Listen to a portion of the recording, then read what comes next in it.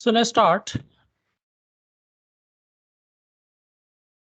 ACCA paper, AA, audit and assurance. Audit and assurance.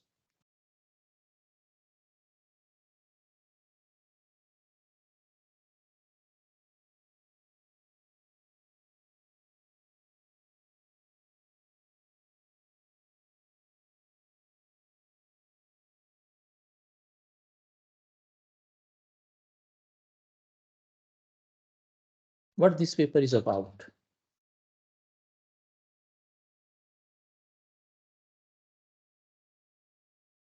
Audit and assurance. This paper is a total theory paper. In fact, not only theory, it's more practical based paper. I mean, how you will work as an auditor in the auditing field. This paper will tell you about how you will work as auditor. I mean, there is so much learning about the auditing profession.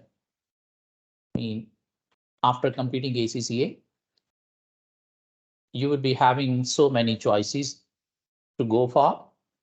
Either you can go towards accountancy field, I mean, become an accountant. You can move towards a taxation field. You can move towards auditing fields. You can move towards a financial expert field, or you can move towards business consultancy field. So if you want to go towards auditing a field, how auditor works, what they do, what is the auditing profession. So we're going to learn in this chapter. There are two papers in ACCA relating to audit. One is AA, and the second will be your last optional paper, AAA, Advanced Audit and Assurance. So this is the basic paper of auditing. So what is audit? What is audit? We are going to study audit. What is audit? What is audit? Samina, are you there? Yes, sir, I'm there. Okay, what is audit, Samina? So basically, audit is something where we get balance sheet or trial balance, and No, we. that is accountancy. That is accounting. Mm-hmm. What is Okay. audit?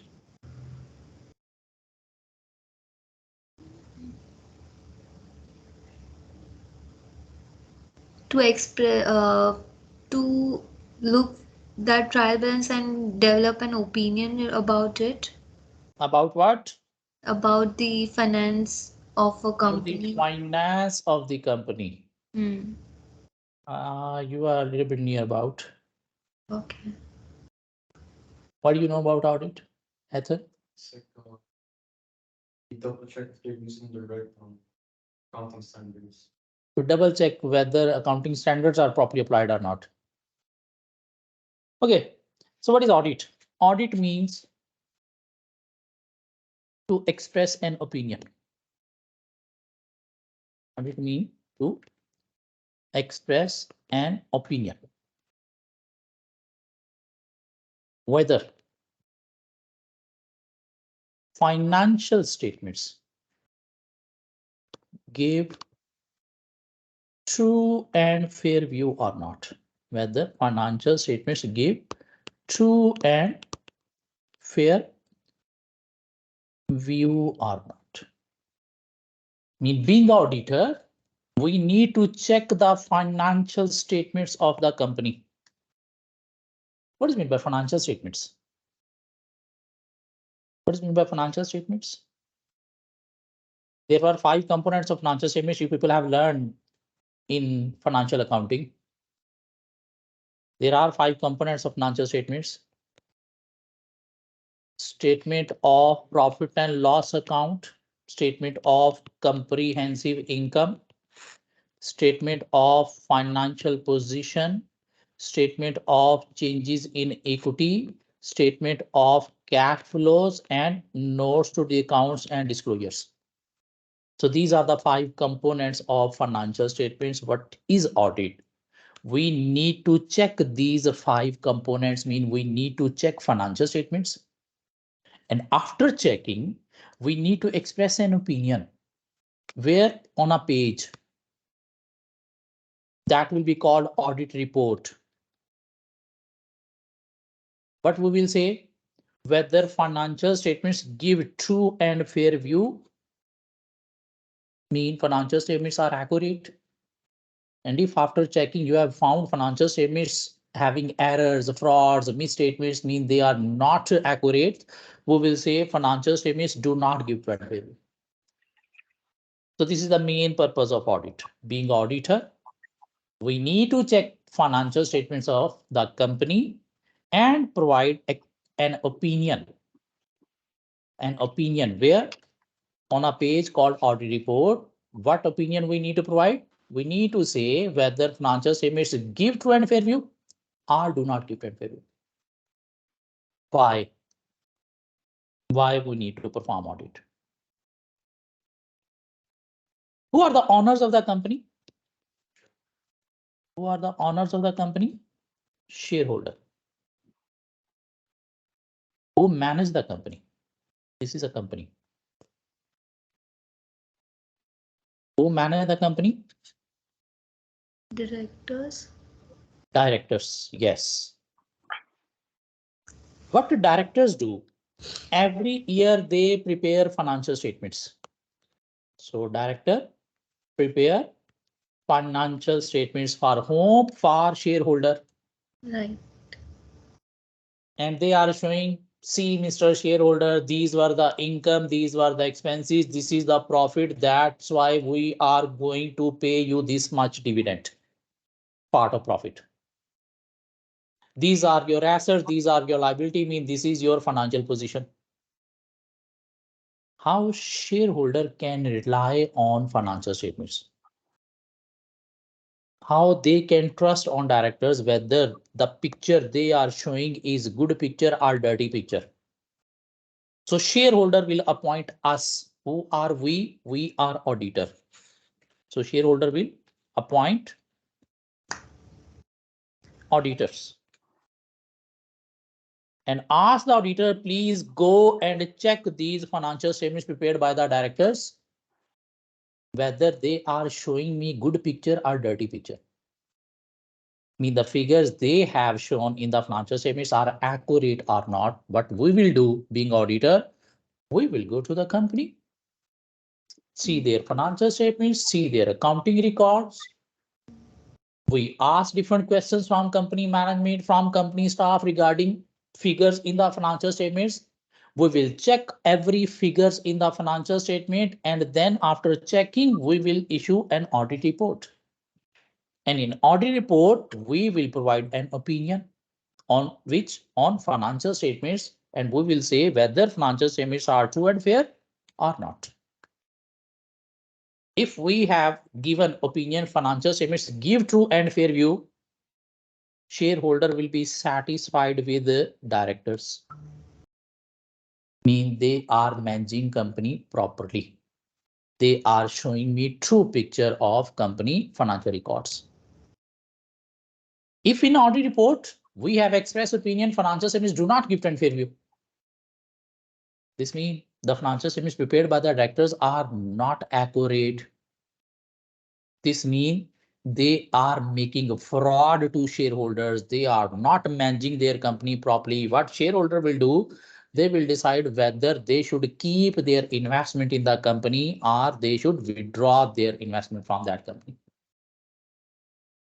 So what our audit report will do? Our audit report, audit opinion will enhance credibility. Our audit opinion will enhance credibility of what? Of financial statements. Mean shareholder confidence on the financial statements and on the directors will be enhanced. So who require audit? Shareholder. Who appoint auditor? Shareholder. Why? to check the financial statements prepared by their directors. Who is responsible to prepare financial statement? Directors. Obviously, it is director's responsibility. They have to prepare financial statements. But we, being auditor, need to check the financial statements, every figure in the financial statements, and then we will express an opinion whether financial statements give true and fair view or not. Not only we will say financial statements give true and fair view, we will also say and are prepared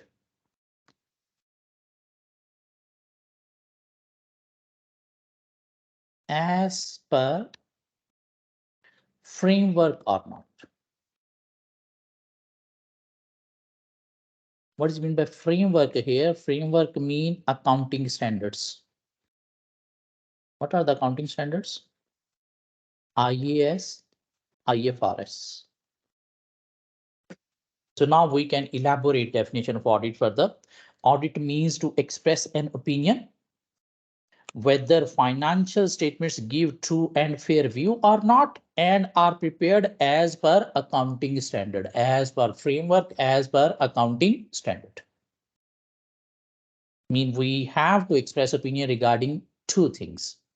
First, whether financial statements give true and fair view or not, mean they are accurate. And second, we need to mention whether they have been prepared as per accounting standard, as per IAS, IFRS. Who conduct audit? Auditors. Where they come from? From audit firm.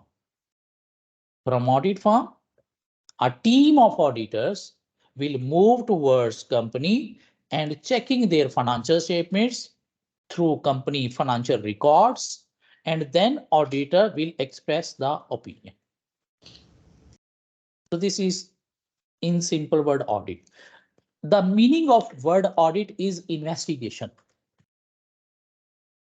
The meaning of word audit is investigation. So for us being auditor in auditing field, what kind of investigation? Investigation of financial statements.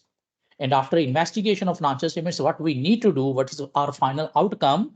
A page where we express the opinion whether financial statements give true and fair view or not, and are prepared according to accounting standard. So what is audit? If anybody asks you what is audit, audit means to express an opinion on financial statements, whether they give true and fair view or not. Understood? So let's see what is the definition of audit.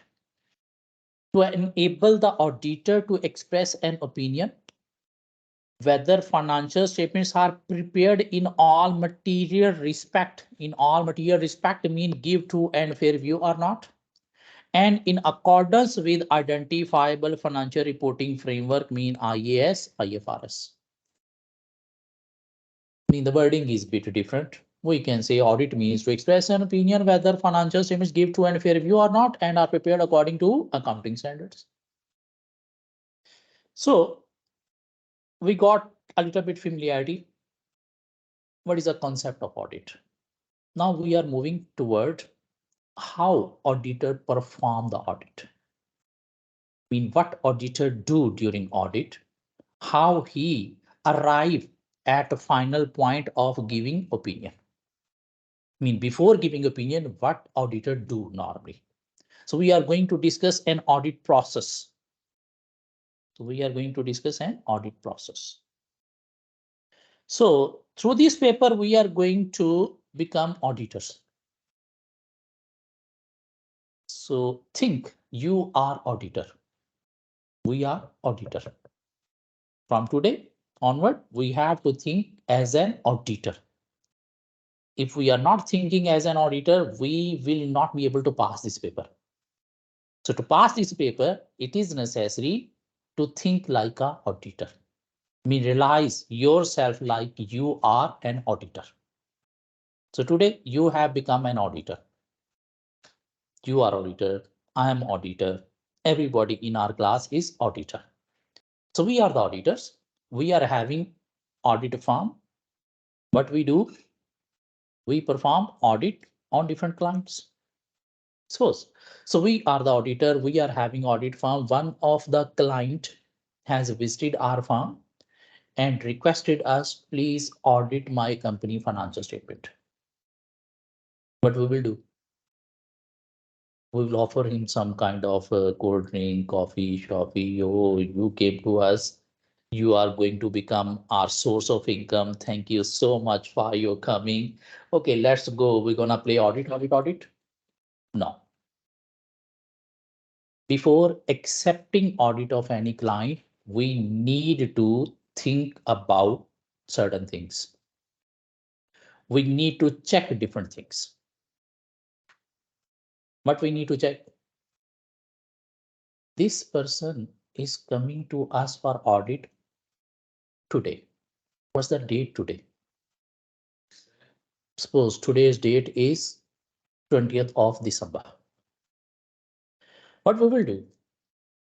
We will ask that person, what is your year end? Suppose he said my year end is 31st March. What we normally do, we express audit opinion, means sign audit report after at least 3 months of the year end. If suppose client year end is 31st March 2024 and he's coming to us for audit, for requesting audit today on 20th of December, on 20th of December 2023, when you gonna sign the audit report. Normally after 3 months, 90 days of the year end, meaning if year end is 31st March, we will sign audit report suppose on 1st of July 2024. We haven't accepted the audit yet. What we are checking whether we are having enough time to conduct the audit or not. So we have checked before year end, we are having more than 3 months. Before year end, we are having more than 3 months. And after year end, we will be having 3 months. So we are having more than 6 months to conduct the audit. Yes, we have enough time. We can conduct the audit. Because if there is a shortage of time, we might not be able to check everything relating to financial statements. And if we will not be able to check everything, might be we will be expressing wrong opinion. So we need enough time to check the financial statements, to check the whole year transactions. Because in financial statements, there are complete year transaction recording. So to check a complete year transactions, we need some time. So what we have done so far, we haven't accepted the audit. We have just asked what is your year end, and we have realized whether we are having enough time for the audit or not. So we have checked that we are having enough time. Before year end, we are having about 3 months, and after year end, the 3 months required is also available there. The time before the year end, obviously we will perform some work before year end. We will perform some audit work after year end. The audit work performed before year end has finished is called interim audit. And the audit work performed after year end has finished is called final audit. What is interim audit? Audit work performed before the year end has finished. What is the final audit? Audit work performed after the year end has finished is called final audit. Final audit is also called balance sheet audit, because it is the work performed after the balance sheet date, where company prepare balance sheet at year end. So what we have done so far, we have just checked we are having enough time for the audit or not. So yes, we are having 3 months for interim audit and having 3 months for on final audit. This means we can check financial statements properly. Not only we should check time, we should check whether we are having a staff to conduct audit of this company or not. If suppose our other clients are also having year end 31st March, then our staff will be engaged with them who will conduct audit of this client. So we need to check whether we are having staff who can perform audit on this client. Because if there is a shortage of staff, obviously due to shortage of staff, we will not be able to check things properly. And if we were not able to check things properly, our audit opinion could go wrong. Mean if without checking proper, we have expressed financial statements, gift and fair value, and afterward it was discovered, it will be discovered that financial statements were wrong. You haven't checked properly. Then the shareholder can sue us for damages. We might need to pay damages of the shareholder in case of wrong opinion.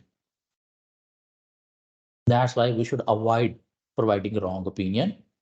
We should check things properly and then we should go for opinion. So that's why before accepting audit, we need to make sure whether we are having enough time, whether we are having staff to conduct the audit. Not only staff, we need to check whether this staff is having skills, knowledge, and experience of conducting audit of this kind of company. Because different companies is having a different nature. Their operations are different, their processes are different. So you should make sure our staff has experience, knowledge, skills of auditing this kind of company, this nature of company. Otherwise, staff will not be able to get a familiarity with the client business. If they are not familiar with the client business, they will not be able to check things properly. Without knowledge, skills, experience, your work could be affected. So before accepting audit, we haven't accepted the audit yet. What we are checking, we are having enough time to complete the audit. We are having enough staff who can conduct the audit, and the staff is having skill, knowledge, and experience. If these things are not appropriate, we shouldn't accept the audit. If these things are not appropriate, we shouldn't accept the audit. If without checking these things, we have accepted the audit, our opinion could go wrong. And in case of giving one wrong opinion, your whole life will be affected. Not only your firm, everyone working in your firm will be affected. You will face imprisonment. You will face fines from the authorities. Your licenses will be cancelled. You will not be able to do anything. That's why before accepting audit, we have to check whether we are having enough time to conduct audit. We are having enough staff to conduct audit, and the staff are having skills, knowledge, experience of auditing this nature of client. So what we are learning a topic called procedure before accepting audit.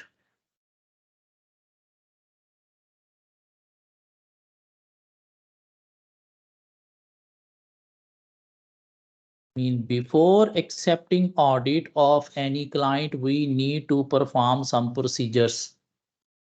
What procedures we need to perform? First, we need to check our qualification, whether we are qualified auditor or not. What is meant by qualification? Who can conduct audit? Auditor. What is meant by auditor? How you can become auditor? You can become auditor after becoming ACCA member. How you can become ACCA member? By completing 13 papers of ACCA and completing 3-year work experience along with ethical module. You will claim a membership from ACCA, then you will become ACCA member, mean qualified auditor. If you are not ACCA member, you are not qualified auditor, you cannot conduct audit. You can do audit work, but you can not sign audit report. Only qualified auditor, mean ACCA member, can sign audit report. ACCA member, ICAW member, or according to country law, the local authorities define who can sign the audit report. In UK, ACCA, ICAEW member both can sign audit report. But in India, Pakistan, China, their local body members can sign the audit report, not ACCA members. So you have to check whether you are qualified auditor legally according to local laws or not. If you are not qualified auditor, you shouldn't accept the audit. Otherwise, you will be stuck. So before accepting audit, we need to check our qualification and we need to check adequacy of resources. What we need to check? Adequacy of resources. Whether to conduct audit, we are having adequate resources or not. What are adequate resources? Time, staff, skill, knowledge, experience in the staff. If these resources, time, staff, skill, knowledge, experience is not there, you should not accept the audit. So we haven't accepted the audit yet. What we are doing, we are checking, performing some procedure before accepting the audit. If these procedures give you positive answer, you should accept the audit. If these procedures providing you negative answer, mean you are not qualified, you don't have adequate resources, you should not accept the audit. Before accepting audit, what we need to do? We need to perform risk assessment.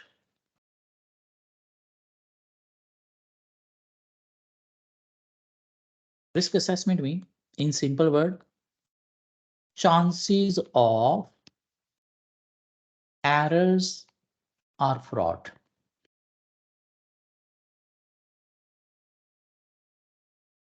Chances of errors and frauds. How we can perform this risk assessment? We should check a company financial statement of current year and compare with previous year. If there is too much difference between figures of current year and previous year, this means might be this company has made some errors and frauds in the financial statements of current year. This means this audit is a high risky. And to conduct a high risky client audit, you need more experienced staff. If the client is low risky, then you can conduct an audit with minimum experienced staff. But for to conduct a high risky client, you need more experienced staff. So you need to check whether you are having more experienced staff or not. Before accepting audit, you need to check integrity of client. What is meant by integrity? What is meant by integrity? Honesty.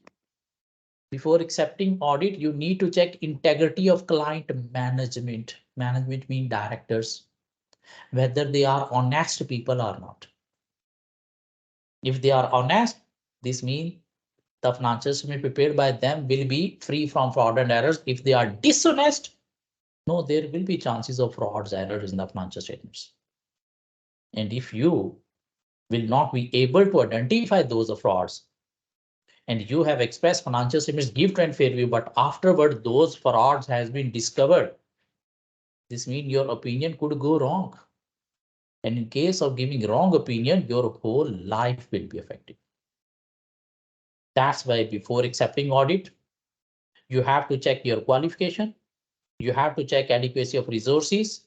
You have to check risk assessment. You have to check integrity of client management. Before accepting audit, you need to obtain client identity. Whether this company is a registered company or not. You need to take some familiarity regarding the operations of the company, whether they are involved in a legal transactions, legal operations, there are no involvement of illegal transactions.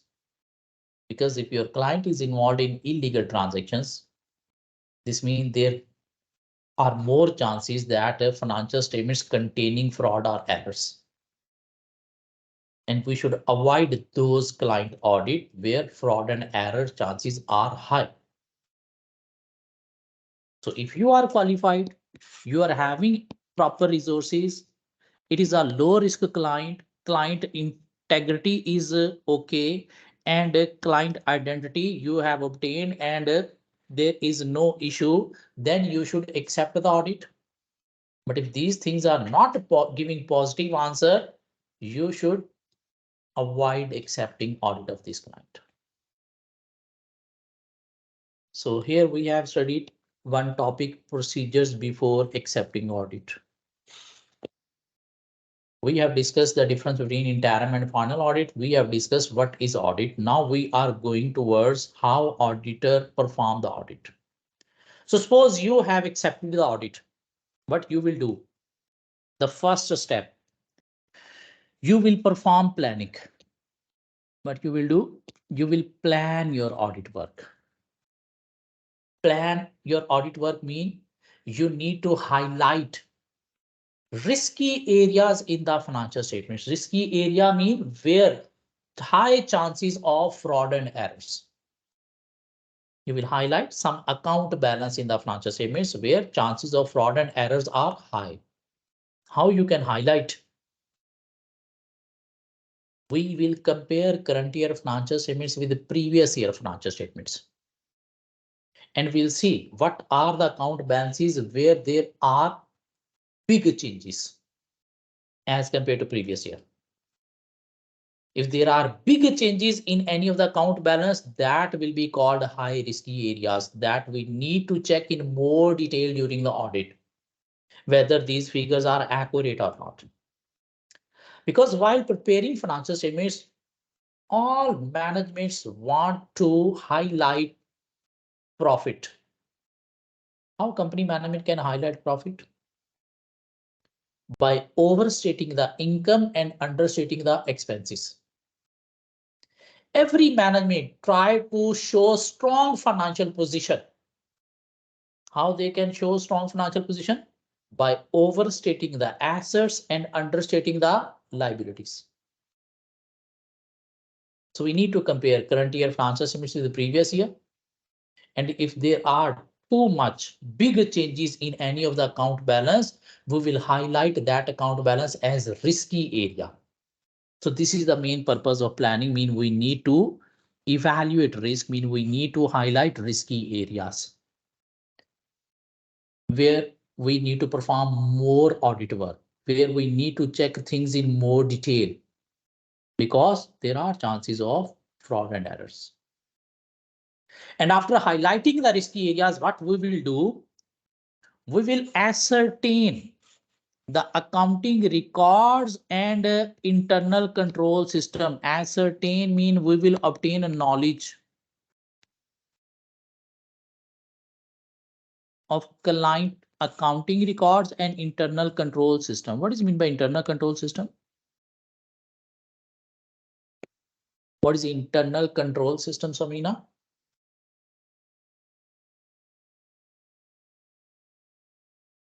Have you heard the term internal control system before? What is internal control system? How they run their operation. Policies, procedures working in the organization are called internal control system. So after highlighting high risky areas, what we will do? We will take knowledge about internal control system in policies, procedure of the business, whether it is strong or weak. I mean, companies having proper policies, procedures to record transactions or do not have proper policies, procedures. From where we can take this knowledge? Regarding policies, procedures of the company, from where we can take this knowledge? From client staff. We can inquire from the staff. We can ask from the staff. Are every company having written record of their internal control system in their files folders. So we can read from those file folders what are the policies to record sales, what are the policies to record purchase, what are the policies to record inventory, what are the policies to safeguard assets. So we'll take knowledge about internal control system. And when you ask from company staff, they will provide you very excellent knowledge. I mean, according to their response, they will provide very good response. Yes, we are having proper policies in file folders. There will be proper policy procedures written. But after taking this knowledge, what you need to do, you need to test that knowledge, whether the knowledge they have provided about internal control is accurate or not. How you can test knowledge of internal control system by performing walkthrough test. What is walkthrough test? To verify system work as recorded or not.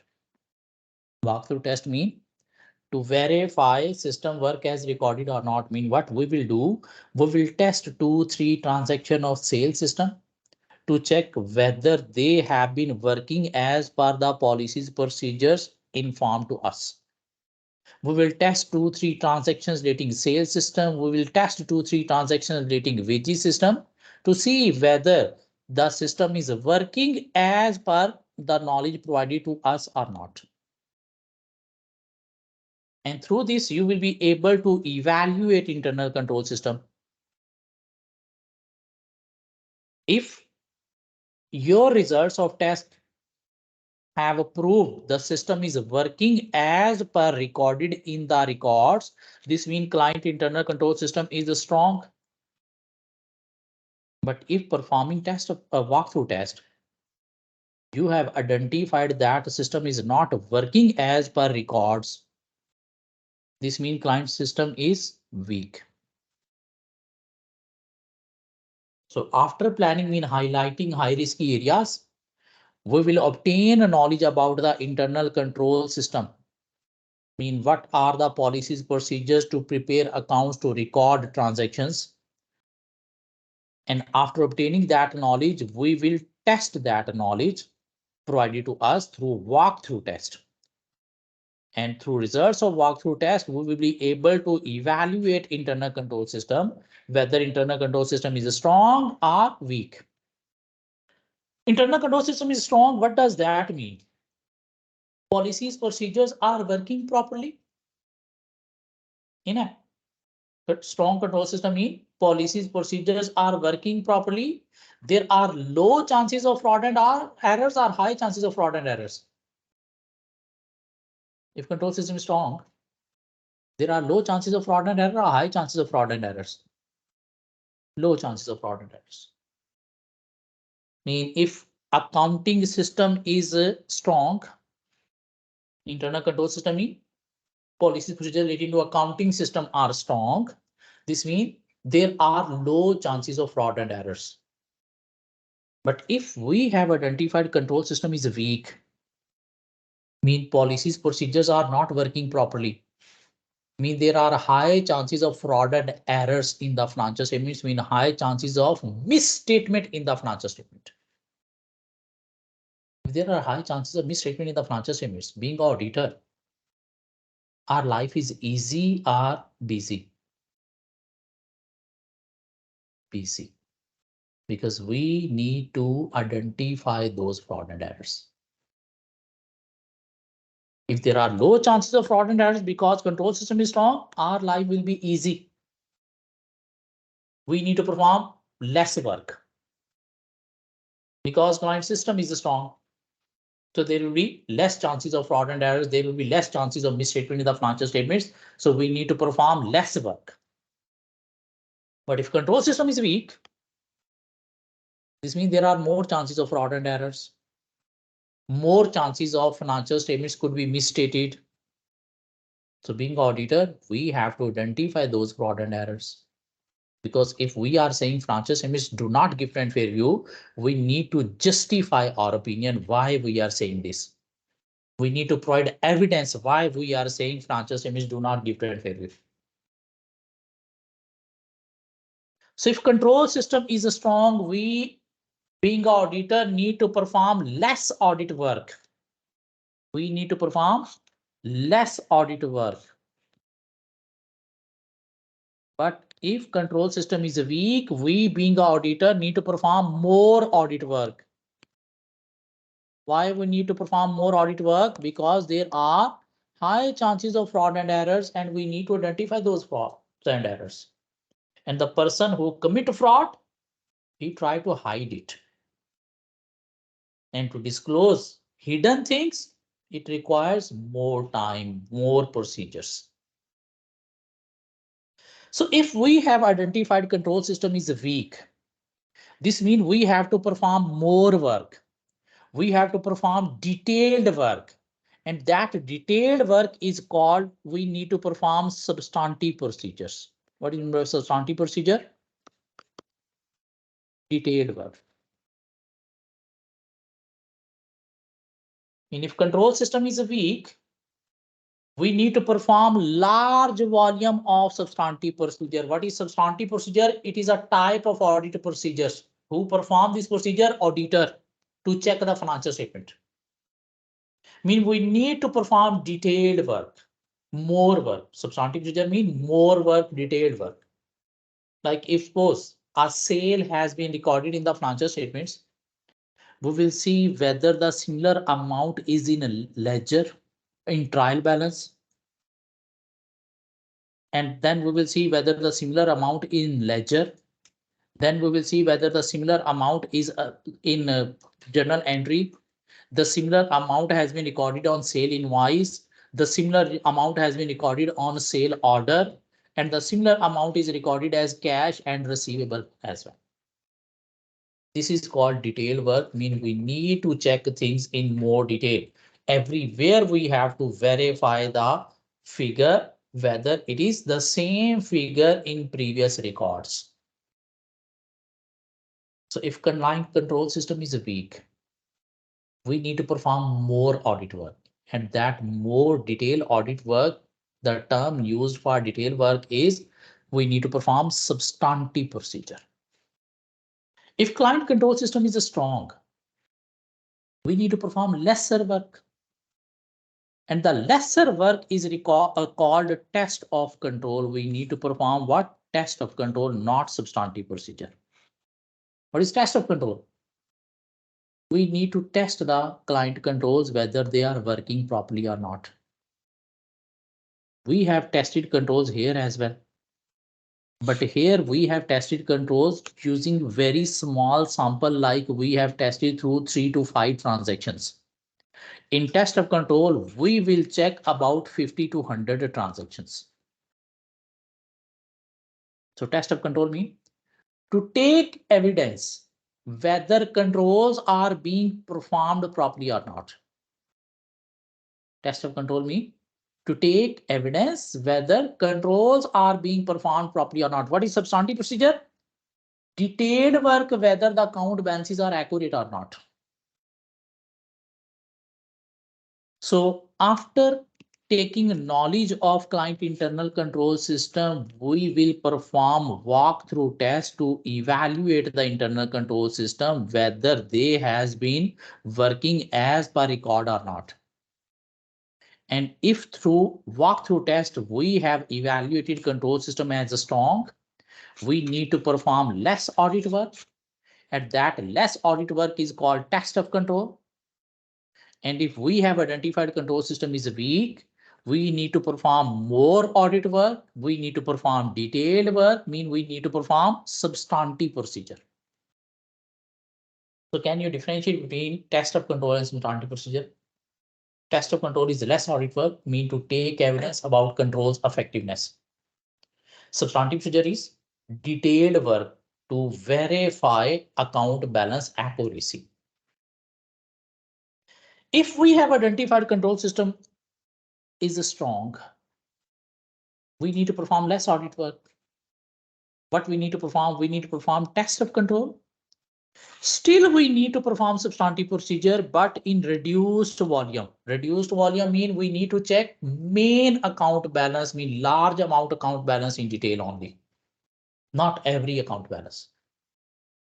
Large volume substantive procedure mean we need to check every account balance in detail, whether it is a high amount, whether it is a lower amount. Because chances of fraud and errors are high because control system is weak. But if control system is strong, we need to perform less audit work, and less audit work mean we need to perform test of control plus reduce substantive procedure, mean reduce detail work.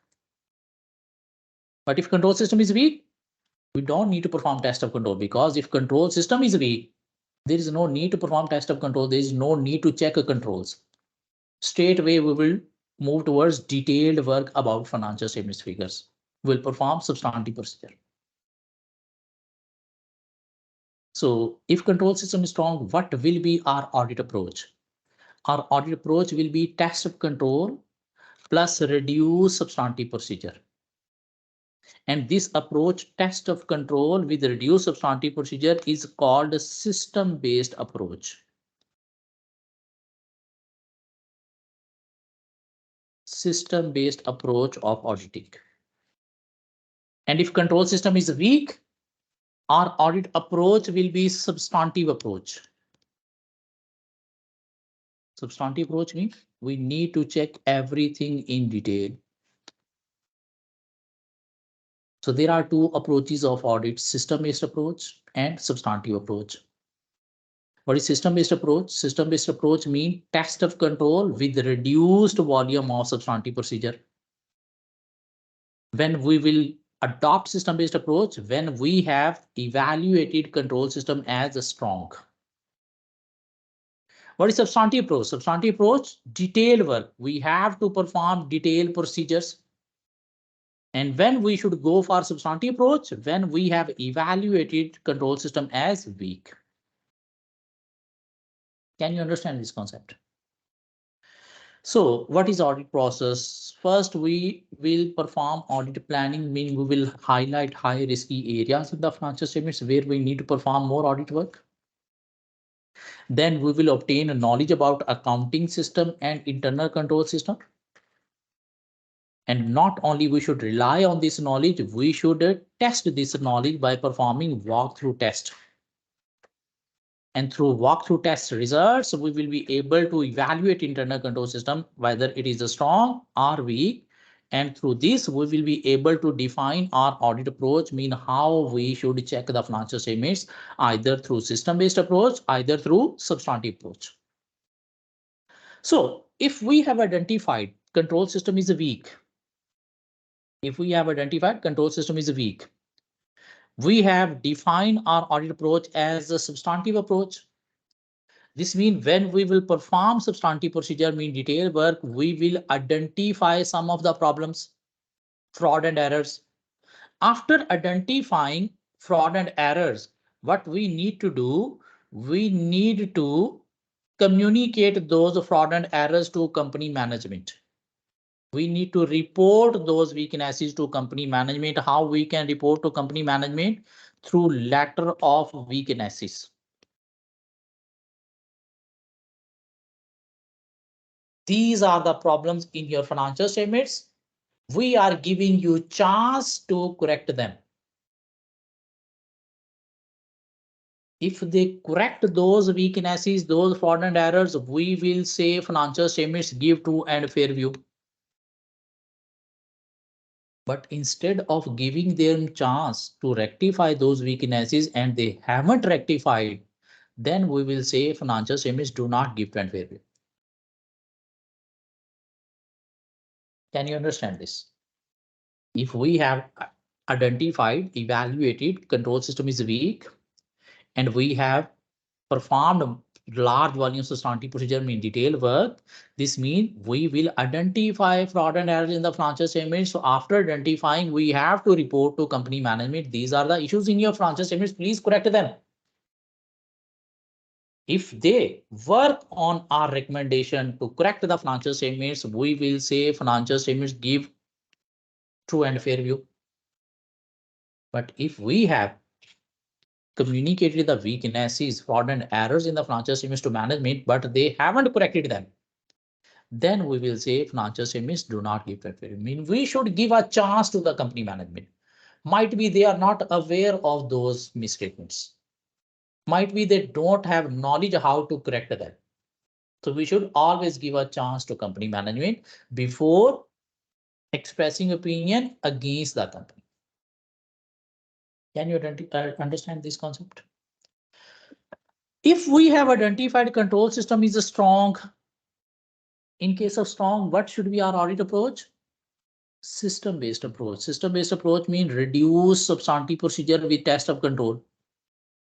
So we have realized we should perform test of control.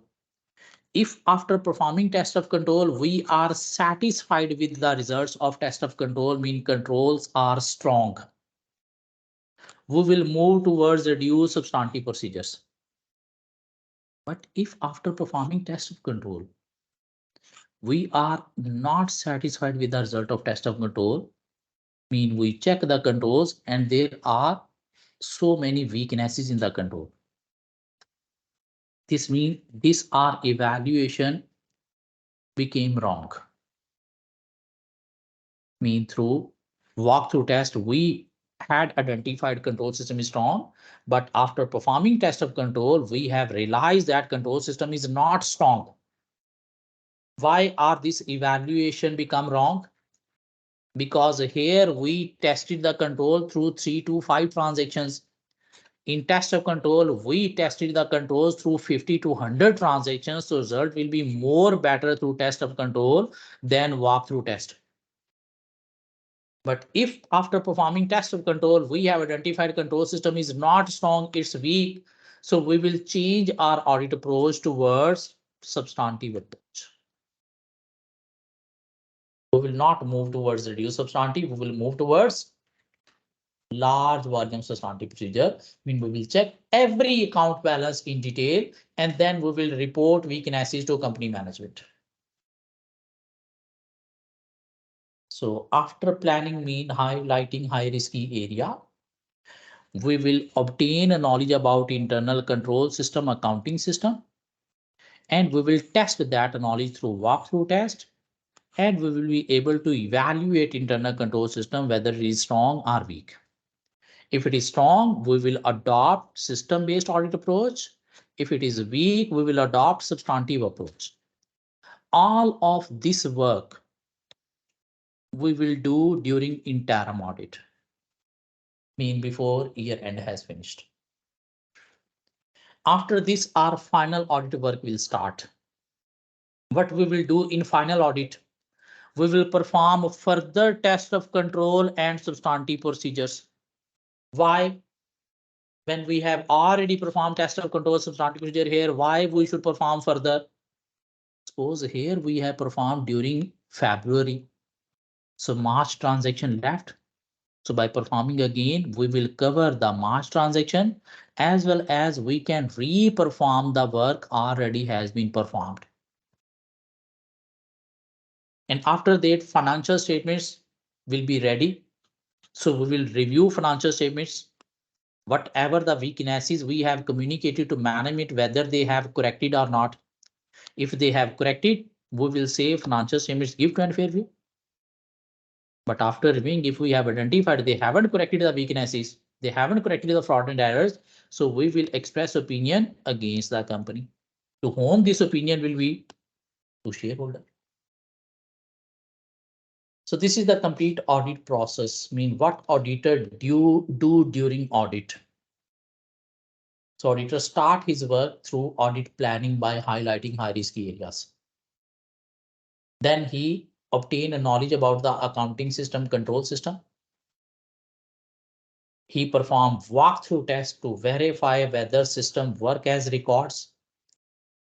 He evaluated the internal control system based on the result of walkthrough test. And if his evaluation saying control system is strong, he will adopt system-based approach, mean test of control with reduced substantive procedure. What is the difference between reduced substantive procedure and large volume substantive procedure? Reduced substantive procedure means checking in detail only the large account balances. whose amount is bigger as in the financial statement.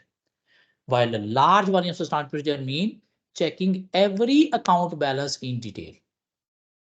Obviously, if you are performing detailed procedure, it will require more time. Reduced substantive procedure will require less time. Large unit substantive procedure will require more time. So in final audit, we will perform further test of control substantive procedure. Then we will review the financial statements and then we will be able to express the opinion. From this audit process, we need to learn some definitions. We need to learn definition of interim audit and final audit. What is interim audit? Audit work performed before the year end has finished. What is final audit? Audit work performed after the year end is finished. We need to learn the definition of walkthrough test. What is walkthrough test? To verify system work as recorded or not. We need to learn the definition of test of control. These are tests to take evidence whether controls are performed properly or not. These are tests to verify whether controls are properly performed or not. We need to learn the definition of substantive procedure. Substantive procedure means detailed work to check accuracy of account balances. To check accuracy of account balances. Is it fine? So what we have discussed so far, we have discussed what is meant by audit. Audit means to express an opinion, whether financial statements give true and fair view or not and are prepared according to accounting standards. We have discussed procedures before accepting audit. What we need to check before accepting audit are qualification, adequacy of resources, risk assessment, integrity of client management, and we should obtain client identity. And we have discussed how auditor perform his work, mean what is the audit process. There is no need to learn this process. We have covered this process just to aware about certain terminologies. What are the terminologies? Interim audit, final audit, walkthrough test, test of control, substantive procedure, system-based approach. And their definitions are given there. What is meant by risk evaluation? What is walkthrough test? What is test of control? What is substantive procedure? What is interim audit? And what is final audit? Now, let's discuss a few things more. Then we will take a break.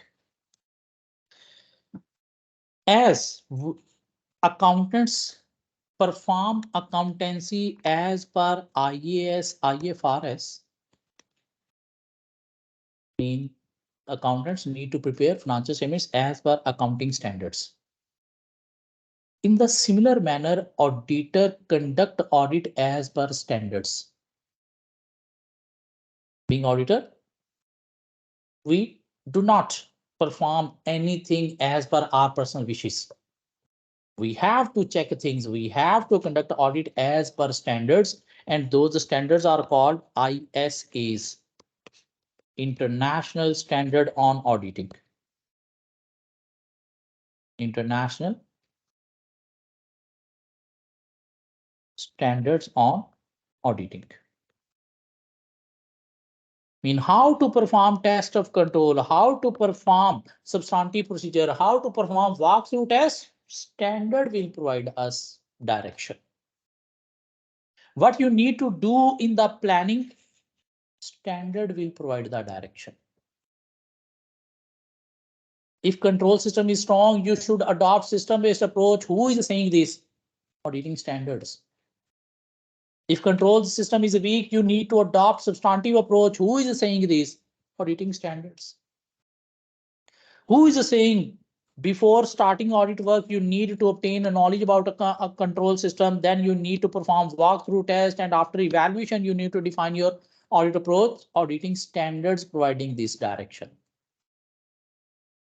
When we should provide opinion in favor of the company, when we should provide opinion against the company, auditing standard will provide the direction. Is that fine? Me being auditor, we don't perform, we don't conduct, we don't act on our wishes. We have to act, we have to perform everything according to standards, and those standards are called ISA's, International Standard on Auditing. International Standard on Auditing. Is that fine? Okay. Whatever auditor do, they have to document his work. They have to record his work. Mean what procedures you have performed before accepting the audit? What things were positive, what things were negative, you have to record this.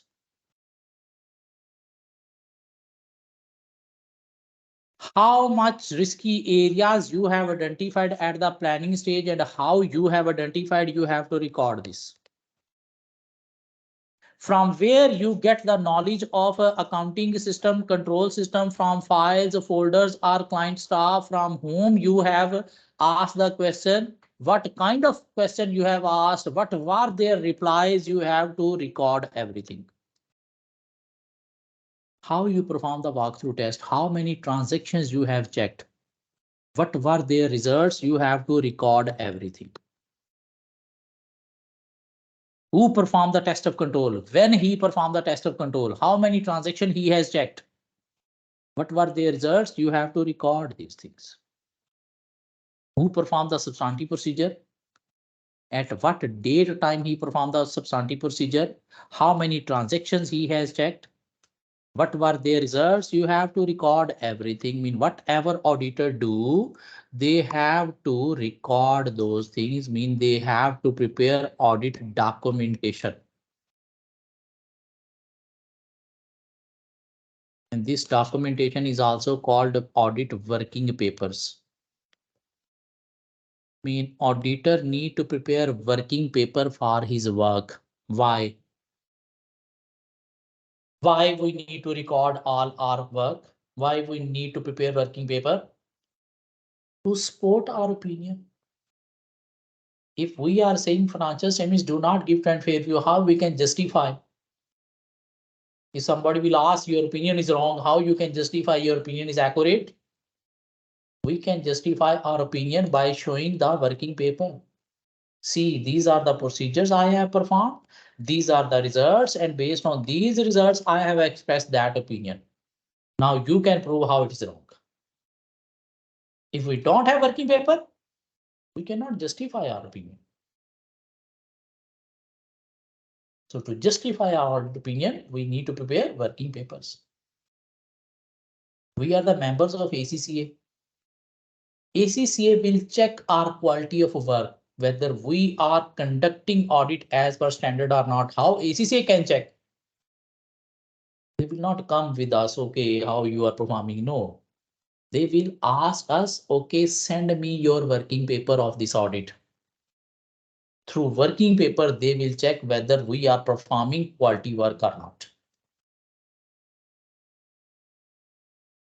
So before expressing the audit opinion, what we need to check, we need to review the financial statements as well as our working papers. Why we need to review our working paper? To see whether we have obtained all the evidence relating to financial statements, whether we have performed all the work properly, then we should express opinion.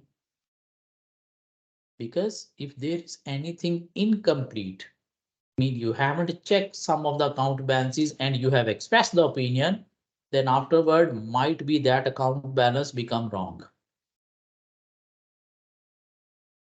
So before expressing opinion, means signing audit report, what you need to do, we need to review financial statements.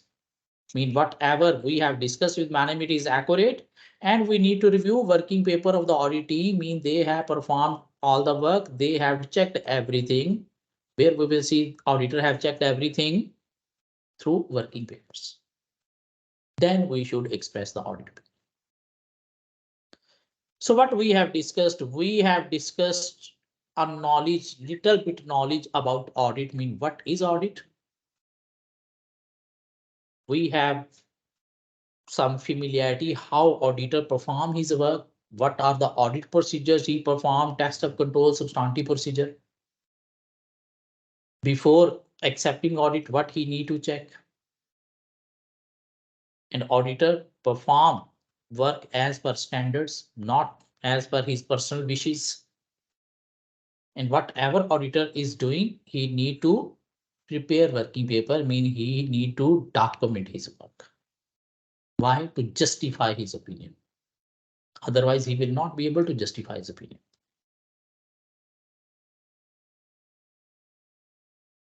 And we have learned some definitions. What is a risk assessment? This involves an analysis of client business environment, the nature of its business, the nature of individual transaction, which could result in misstatement. Mean we need to know whether there are high chances of misstatement or less chances of misstatement, mean whether this client is high risky or low risky. Because if it's high risky, we need to appoint more experienced staff. We need to check things in more detail that require more time as well. We need to spare our staff for this client. If it is low risky, we can assign less experienced staff. We can perform audit quickly. Walkthrough tests. These are audit tests performed to verify the system work as recorded or not. And only 2 or more transactions will be tested, not more than this, because we test more transactions in test of control and less transactions in walkthrough test.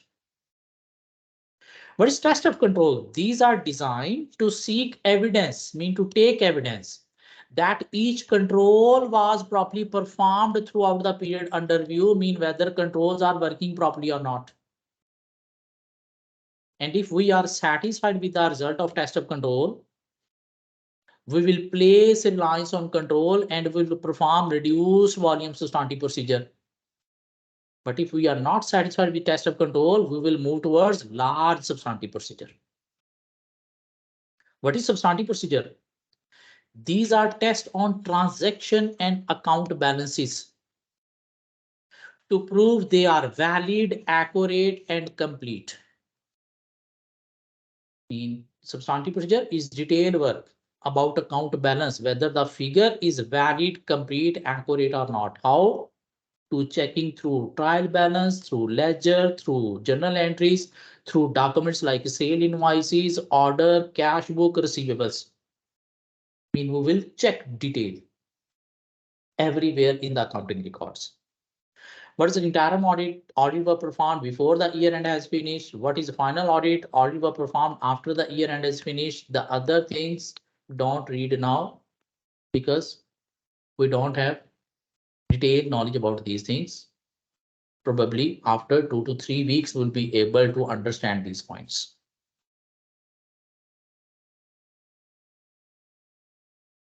If we are saying financial statements give to and fair view, or we are saying financial statements do not give to and fair view, what does that mean?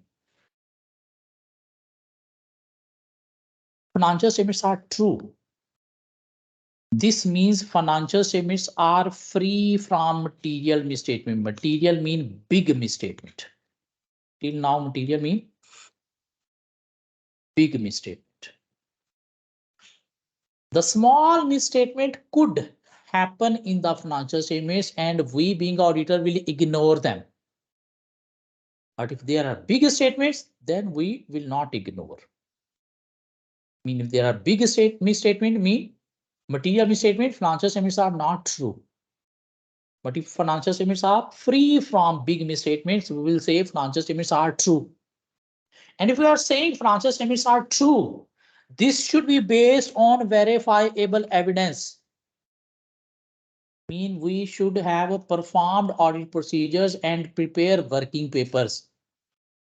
If we don't have working paper, mean don't have evidence, we will not say this is true or wrong. If you are saying anything wrong about any person, always should say by having evidence. If you don't have evidence, shut your mouth. Otherwise, you will not justify your opinion. So if you are saying financial statements are true, it should be based on verifiable evidence. Verifiable means you have performed procedures and prepare working papers. What does it mean by financial statements are fair? Fair means free from management bias. Mean there is no management personalization. Mean financial statements are prepared as per accounting standards. Financial statements are objectively presented. Objectively presented means everything is accurate in financial statement. There is no calculation error. And relevant to the need of user. Mean user can understand financial statements properly and their need is fulfilled through financial statements. How user need can be fulfilled? Through notes to the accounts and disclosures. If financial statements are not objectively presented, not free from management bias, and not meeting the need of user of financial statements are not fair.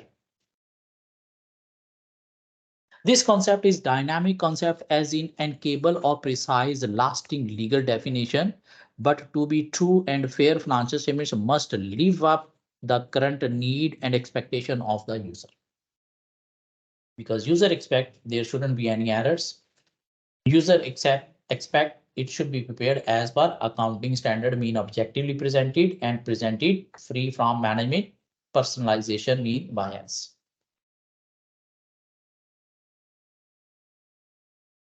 So what we have discussed, definition of audit process and some terminologies, risk evaluation, walkthrough test, test of control, substantive procedure, interim audit, final audit, and what is that mean by true and fair.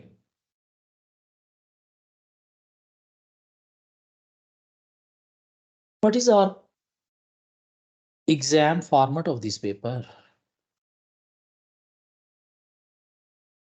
This paper is a 100 marks paper. And to pass this paper, we need to score 50 marks.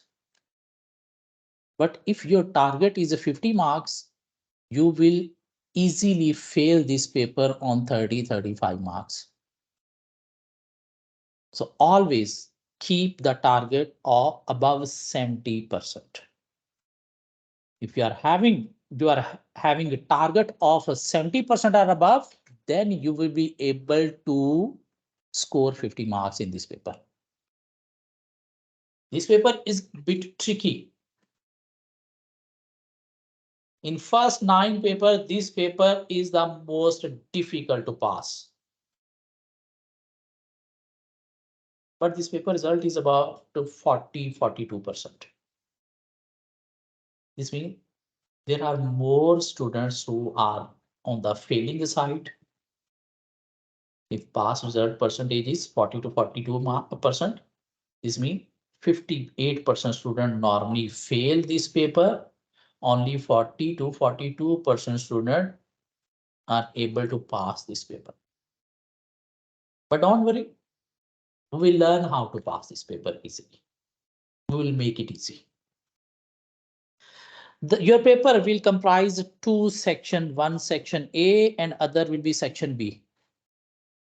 Section A will be for 30 marks, section B will be for 70 marks. Section A will be objective type of paper, but section B will be written paper where you have to write the answer in English, not Pinglish. In section A, there will be 10 marks, 3 questions. Mean 3 questions of 10 marks. What these questions will contain? There will be small scenario. And based on that scenario, there will be some 5 MCQs, 2 marks each. Mean these 3 questions will be based on small scenario and then relating to that scenario, there will be 5 MCQs for 10 marks each. So 30 marks, these are the easy marks. In part B, you will face 3 questions. 1 question for 30 marks and 2 questions for 20 marks. 20, 20, 40 plus 30, 70. And these will be scenario based question. mean, there will be a scenario of 1 or 2 more pages. And then based on that scenario, there will be some requirements like requirement A, B, C, D. Might be one requirement for 10 marks, one requirement for 8 marks, one requirement for 6 marks, or could be for 15 marks requirement as well. Mean there will be long questions. And you have to provide the answer in written form in English by typing on the word page. Mean you require good typing speed as well. And most of the students fail this paper due to incomplete attempt. Why they are not able to complete the paper? Due to slow typing speed. So you have to practice typing from today onward. Every question you have to answer in computer by typing, not writing on the page through pen. Because you have to attempt the paper computerized. This means you have to write the answer in Word document. So it requires some typing speed as well. So this will be our paper for 100 marks. And to pass this paper, we need 50 marks, but our target should be above 50. So let's take a small break, 15 minutes. After 15 minutes, we will move towards covering chapter 1 and chapter 2 today.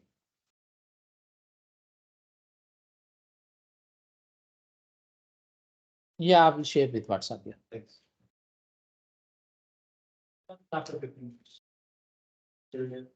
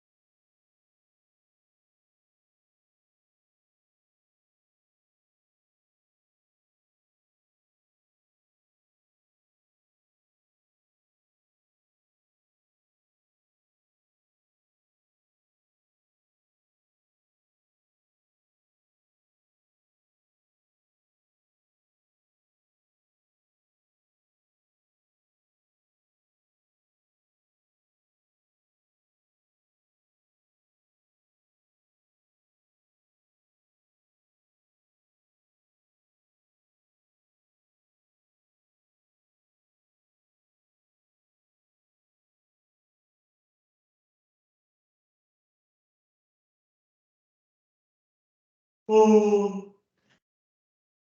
Oh. Uh,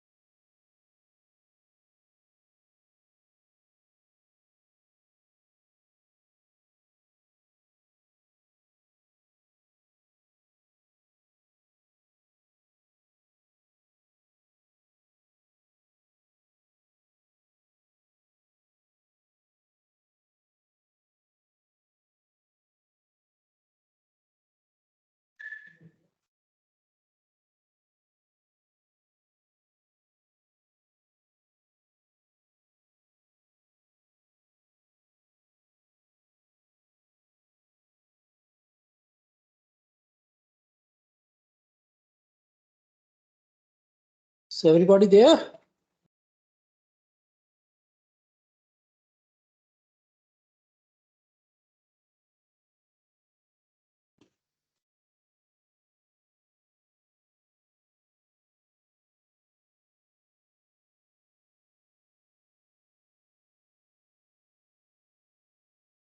Okay.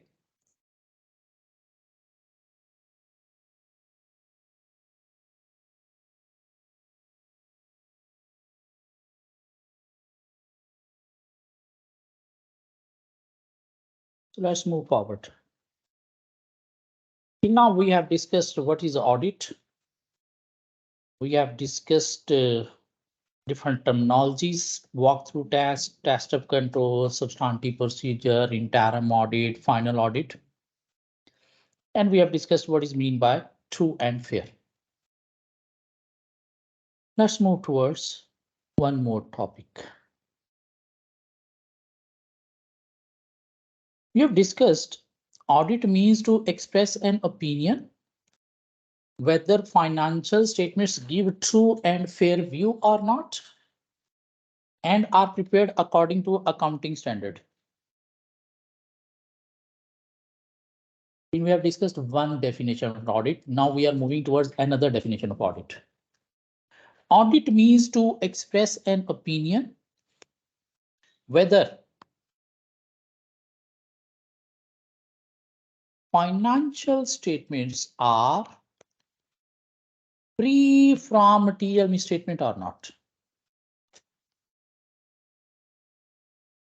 Whether financial statements are free from material misstatement or not and are prepared as per accounting standard.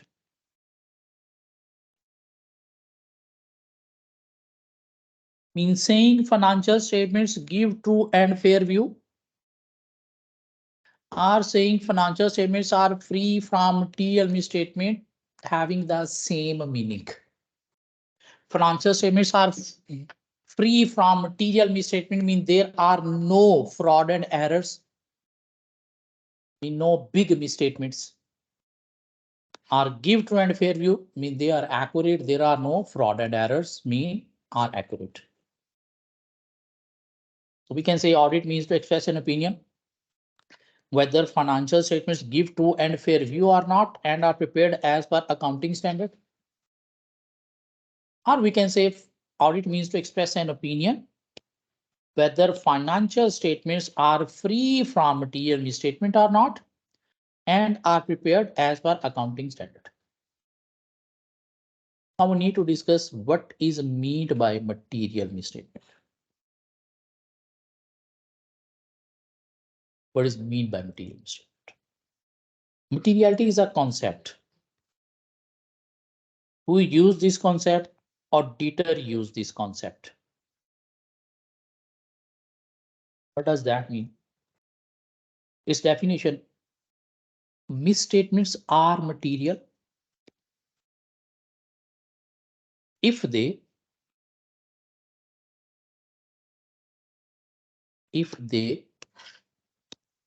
influence the economic decision of user. Misstatements are material if they influence economic decision of user.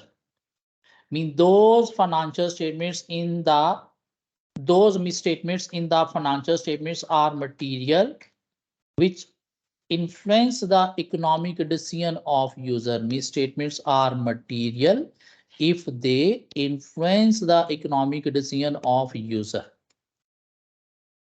Mean big misstatements are considered material.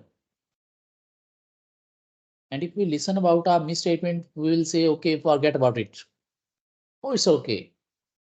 This means those misstatements, tiny misstatements are not material. So material means big, significant, having big impact. Those can affect any user decision. What kind of decision? Economic decision. Economic means decision based on money terms.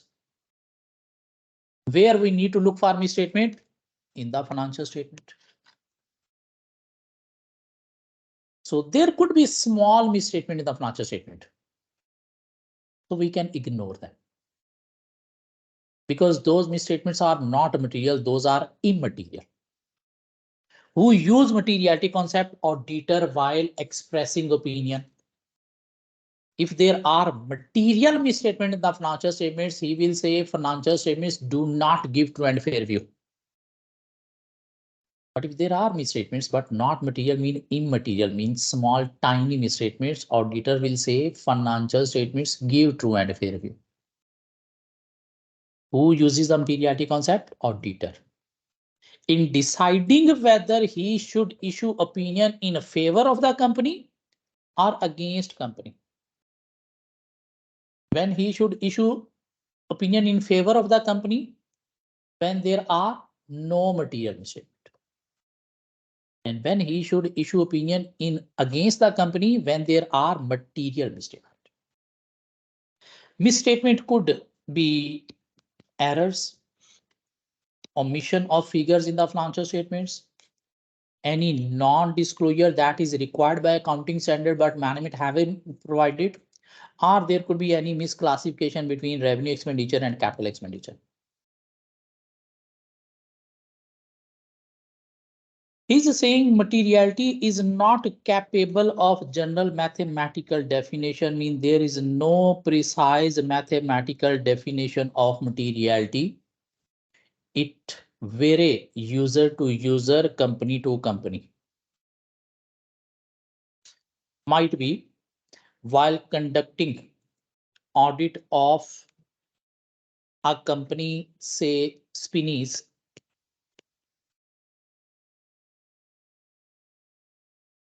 we have found a misstatement of 50,000 and we considered it material, mean we express opinion against the company, mean financial statements do not give trend fair view. And while conducting audit of any other company, say Nestle, we identified a misstatement of 10 million and we considered it immaterial and we say financial statements give true and fair. In one company, Spinneys, we have identified 50,000 misstatement and we consider it immaterial. But in another company, Nestle, we identified misstatement of 10 million and we considered it immaterial. Mean there is no precise mathematical definition of materiality. It varies from auditor to auditor, company to company. In one company, 50,000 is material. In other company, 10 million is immaterial. For one auditor, 50,000 is material. For the other auditor, 10 million is immaterial. So how we can identify being auditor during audit, whether the misstatement is material or not? So we will check materiality in two types. We will check materiality in a quantitative terms as well as qualitative terms. Quantitative mean we will check materiality in terms of a size or amount. In terms of size or amount, whether this 50,000 is material or not. If during audit we find 50,000 misstatement, whether it is material or not, we will check quantitatively. How we will check quantitatively? By using rule of thumb.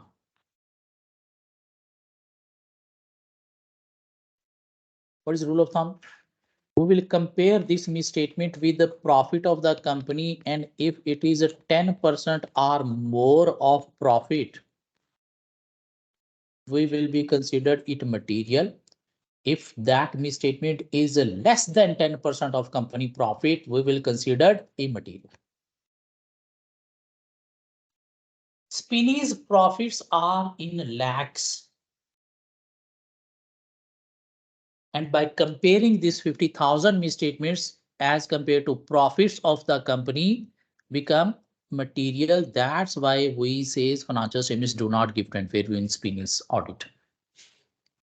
Nestle profits are in billions, trillions.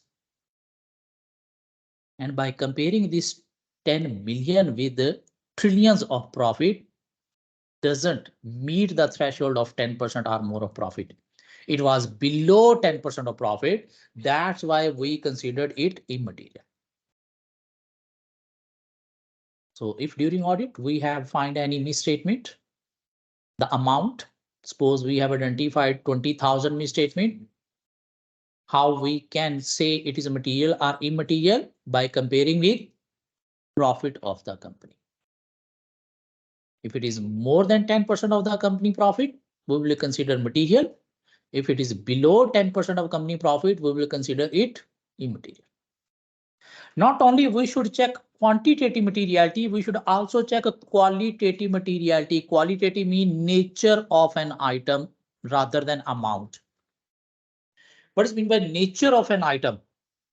Non-compliance with accounting standard mean IAS, IFRS or law and regulations will always be considered material misstatement irrespective of the amount.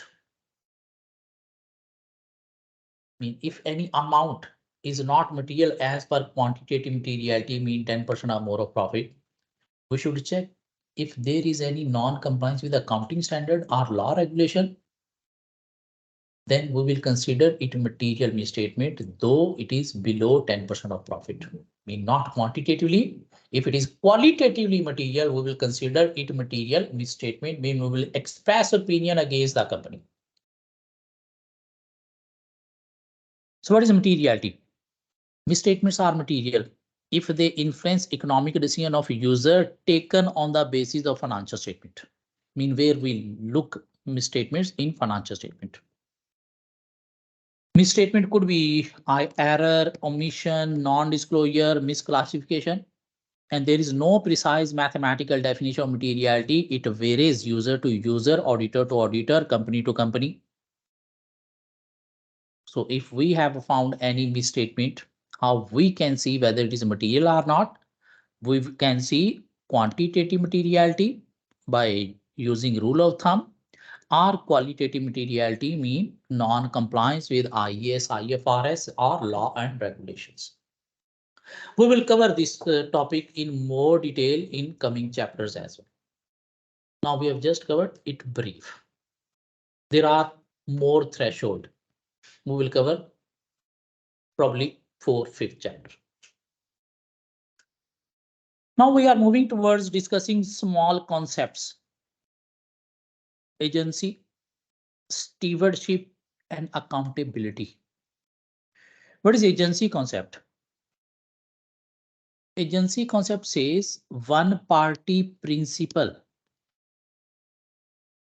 has engaged an other party agent to perform some services for the principal against any reward. Like in a company, principal mean shareholder, engage their agent mean directors to manage their company against any reward. So being agent, directors being agent of principal shareholder have to manage the company in best interest of the principal shareholder only. They should not consider their personal interest because they are acting as agent of principal shareholder. Can you understand this concept? Agency, where one party principal engage another party agent to perform some services against any reward. Like in a company, principal shareholder have appointed directors as agent to manage their company against any reward. This means director have to make all the decision in best interest of the principal only. So agency theory implies that the agent should work in the best interest of principal because he has been appointed to work for the principal. Auditors are the agent of shareholder. In similar manner, shareholder appoint auditor to check financial statements of their company. And it is expected that in case of conflict of interest, they should consider their duties to the users. In the absence of agency relationship, the user will not have enough confidence in the audited accounts. If auditors are not working as agent, mean not working in best interest of principal shareholder, then nobody will rely on your audit report. There is another concept called stewardship. Stewardship means managing asset or property of others.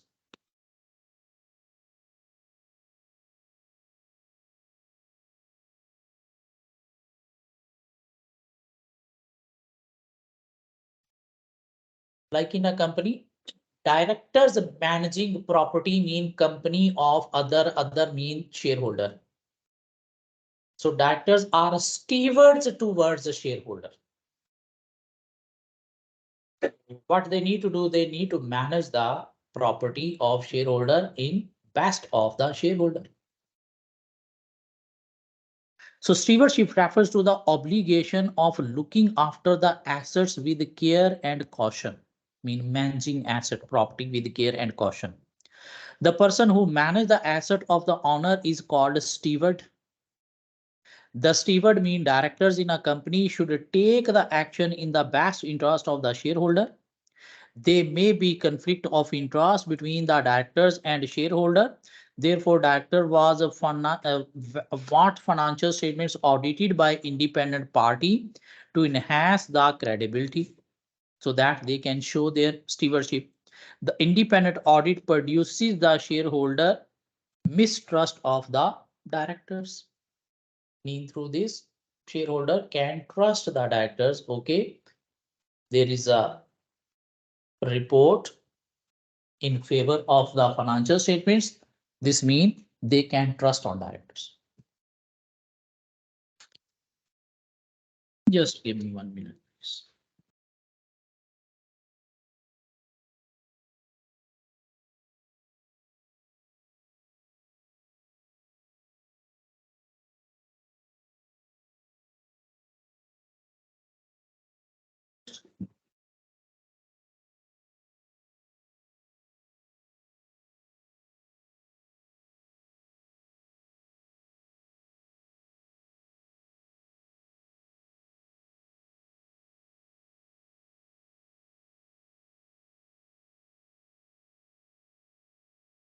So what is the agency?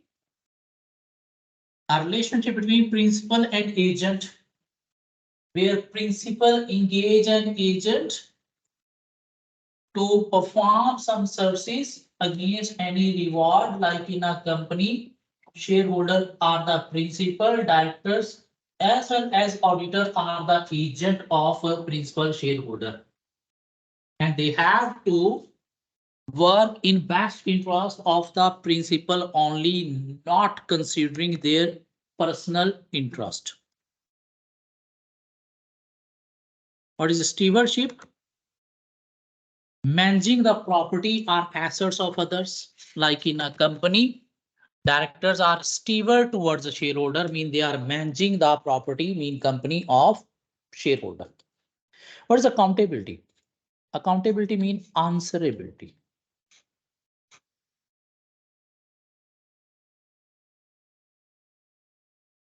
Directors are accountable, answerable regarding whatever decision or action they made to run the company. To whom they are accountable? They are accountable towards shareholder. That's why they show their accountability by producing financial statements. Like these are the financial results based on our transaction, decision, and actions. So management and directors are responsible to the shareholder, mean accountable to the shareholder for their action and decision. And to show their accountability, directors and management prepare financial statements and present them to the shareholder. So we have discussed audit. We have discussed audit process, different terminologies in the audit process, and we have discussed materiality, agency theory, stewardship, accountability. Now we are moving towards a topic, audit.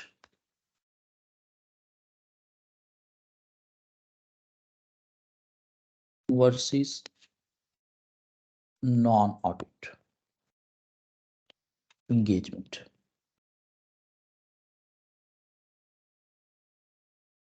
Audit versus non-audit engagements.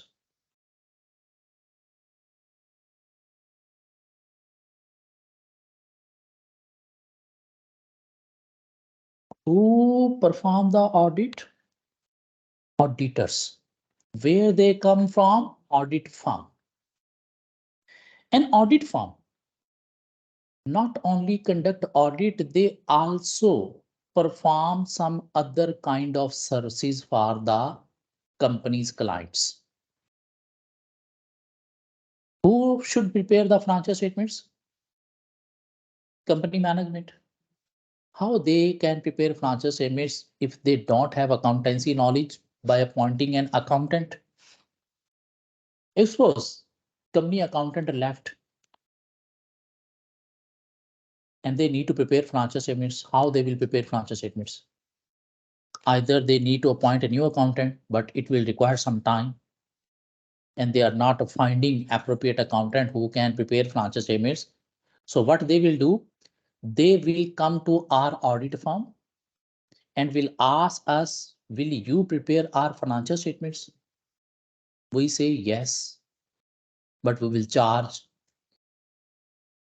So they will pay us, we will prepare their financial statements. This means an audit firm not only conduct audit, they also provide other services to different companies. And those other services are called non-audit engagements like accountancy work. There is a company who need to prepare their tax return to pay tax to the tax authorities. And they don't have knowledge how to prepare tax returns. Nobody in the company can prepare tax returns. So they will come to our audit firm and will take these taxation services from audit firm and pay to the audit firm. This means audit firms not only conducting audit, they are also performing other services for companies. And those other services like accountancy work, like taxation work are called non-audit engagements, and audit firm can perform these services. In fact, audit firms are generating more revenue through non-audit engagement than audit. They are achieving less revenue through audit. They are achieving more revenue through non-audit engagements. Now we need to differentiate between audit and non-audit engagements. What is audit and what is non-audit engagement? Audit means to express opinion on the financial statement. Audit means to express opinion on financial statements. And word financial statement mean set of 5 components of financial statements: statement of profit and loss account, statement of financial position, statement of changes in equity, statement of cash flow, and notes to the accounts.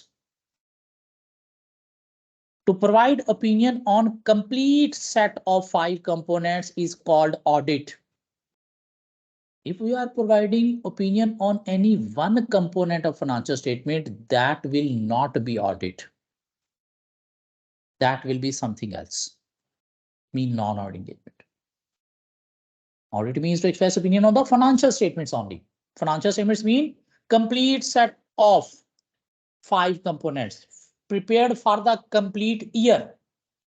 If that set of financial statements is prepared for 6 months, that is called interim accounts, and we are giving opinion on them, that will not be audit, that will be non-audit engagement. Is that fine? Mean in non-audit engagement, there could be some engagement where we are expressing opinion, like interim accounts, like one component of financial statement.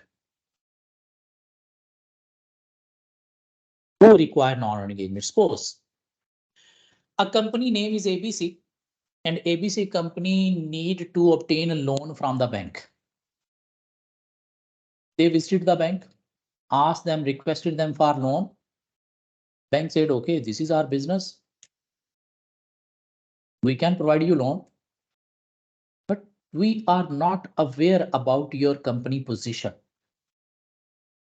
Please show us your cash inflows and outflows, mean prepare your cash flow statement and provide it to us so that we will be aware what are your cash inflows, what are your cash outflows, and then we will decide whether we can allow you a loan and how much loan we can approve for you. Company management say, oh, no issue. They prepare their cash flow statement and present it to the bankers. This is our cash flow statement. These are inflows. These are outflows. Now, please decide how much loan you can provide us.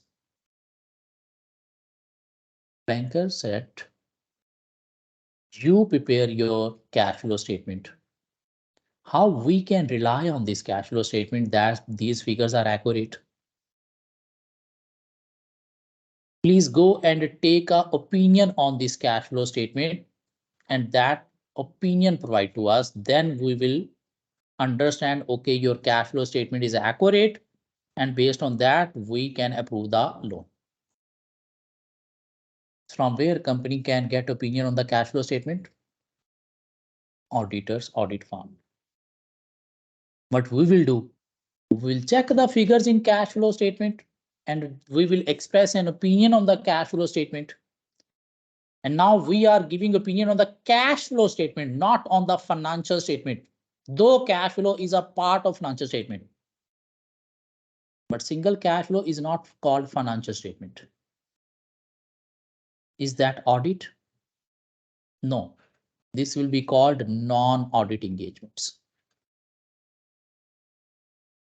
Audit means to express opinion on the financial statement. Financial statements mean complete set of 5 elements. If we are giving opinion on one set like on cash flow for the bankers, that will be called non-audit engagement. An investor want to invest in the company,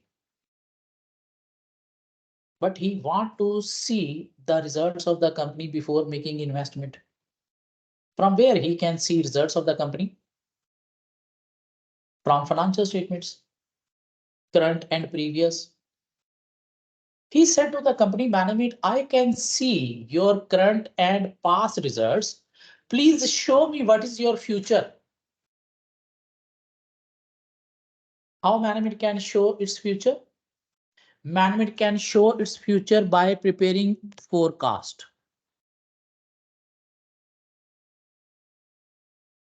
Forecast means future results. That is based on estimate, that is based on guess. How they can prepare forecast? Management have calculated the trend of sales in their last 5 years. Suppose the trend of sale in last 5 years was increase of 20%. They charge 20% on current year sales and they have prepared future sales. They have calculated the trend of expenses in last 5 years, charge that trend on the current year. They have prepared future expenses, future profit, and they have presented the forecast to investor. This is our future. What investor will do? He will take the forecast and come to us, who are we, auditor, and ask us to please give me opinion on this forecast. What we will do, we will check the results of forecast through company records and we will provide opinion on the forecast. If we are providing any opinion on the forecast, is that audit? No, audit means to express opinion on a financial statement. If we are providing opinion on any other statement like forecast or single component of financial statements or half year financial statements, that will be called non-audit engagements. This means there are some non-audit engagements where we provide opinion. Obviously, in audit, we provide opinion, but there are some non-audit engagements like forecast, giving opinion on forecast, giving opinion on cash flow statements, giving opinion on interim accounts. This means we are providing opinion in non-audit engagements as well. In audit, We provide opinion on the financial statements. In that opinion, we provide assurance rather than guarantee. I mean, if we are saying financial statements give true and fair view, we are providing assurance rather than guarantee. Assurance means we are providing a confidence. We are not guaranteeing that financial statements are 100% accurate. So in audit, we provide opinion. And in that opinion, what we are expressing, assurance rather than guarantee. And that assurance we are providing in audit is a reasonable assurance, not absolute assurance. Reasonable assurance means less than 100%. Absolute mean 100% assurance mean near to guarantee. In what kind of assurance auditor provide? Reasonable rather than absolute mean 100%. Why? Because the audit evidence obtained by the auditor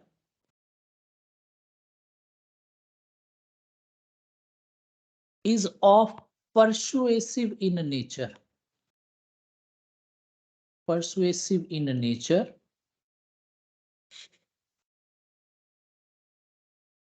rather than conclusive.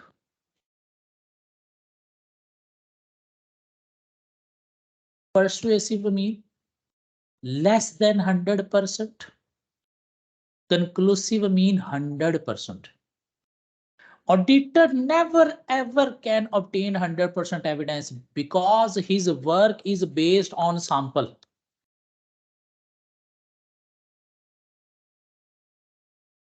What is sample? A part of population. Like if there are 100,000 transactions for the complete year, in audit, auditor check say 10,000 transaction maximum rather than 100,000. Even 10,000, I'm saying more, he will check 1,000 transaction instead of 100,000. And based on the results of 1,000 transaction, he will apply the results on all 100,000 transactions. That is why his work is based on sample. He is not checking 100% things. Mean he is not obtaining conclusive mean 100% evidence. His evidence are persuasive in nature mean less than 100%. That's the reason he is providing a reasonable assurance rather than absolute. Reasonable mean less than 100%. Absolute mean 100% assurance near to guarantee. Auditor never ever provide a guarantee or absolute assurance.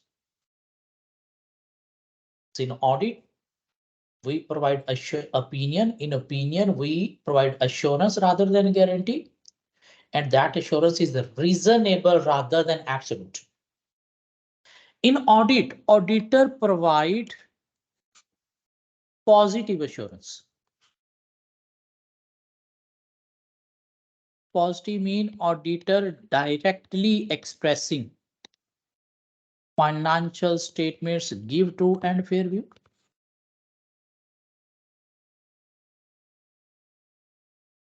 Or financial statements do not give true and fair view. Mean he expressed directly straightforward financial statements give or do not give true and fair view. And if auditor is expressing the straightforward direct way, so that will be called positive assurance. Mean he is providing assurance in positive words. Mean directly expressing, straightforward expressing. If they are accurate, financial statements give true and fair view. If they are not accurate, financial statements do not give true and fair view. So in audit, we provide assurance. That assurance is reasonable, not absolute, and positive, mean directly expressing. In audit, the assurance provided by the auditor is a high level assurance.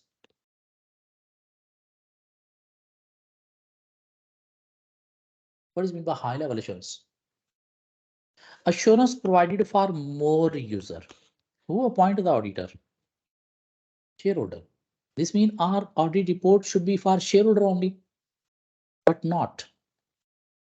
There are some other stakeholders who is making their decision based on our audit report. Bank normally approve company loan based on the audit report. If audit report is in favor of the company, he will approve the loan. He is also making his decision based on the audit report. If any prospective investor who is not shareholder, prospective investor who is not shareholder, if he want to make investment in the company, he is making his decision based on the audit report. If audit report in favor of the company, he will make investment. He's waiting for the audit report. If any customer want to place big order with the company so that he can have long-term relationship with the company, he is also checking the audit report. If any supplier is going to extend credit limit for the company, he's also checking the audit report. If it's in favor of the company, yes, I can provide more credit for long term to the company. I mean, there are so many users who are making their decision based on the audit report. I mean, our audit report is not only for the shareholder, it's for the customer as well, it's for the bank as well, it's for the government authorities, taxation authorities as well. I mean, based on audit report, they will be aware, yes, companies are paying us correct amount of tax. We don't need to worry because auditor have checked the tax amounts in the financial statements. So if our audit opinion go wrong, we need to pay the damages of all these users. That's why we have to perform audit very carefully.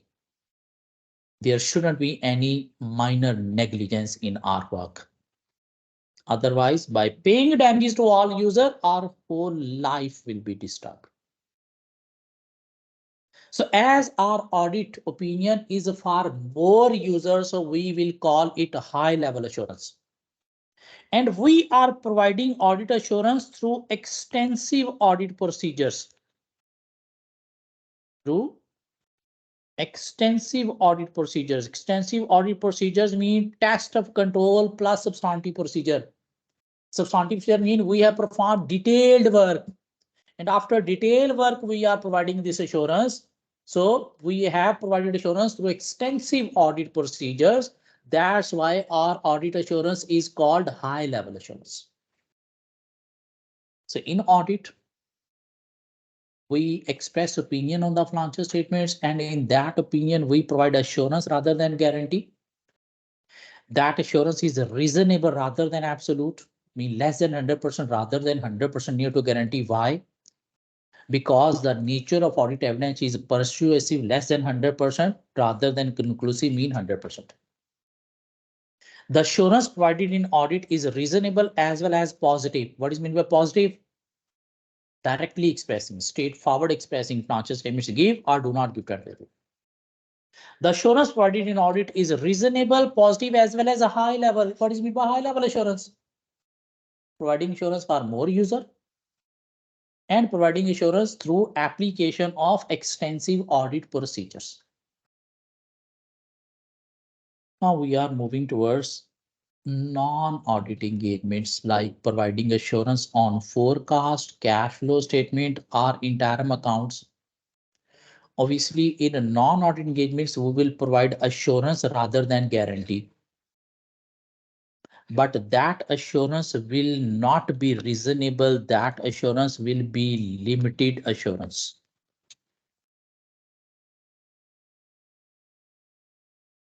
Limited means below reasonable assurance. If suppose absolute is 100%, reasonable below 100%, say 70%, limited mean below 70, like a 40-50% assurance. Why? We will discuss later on. In audit, we provide reasonable assurance, but in non-audit engagements, we provide limited assurance. In audit, we provide a positive assurance, while in non-audit, we provide negative assurance.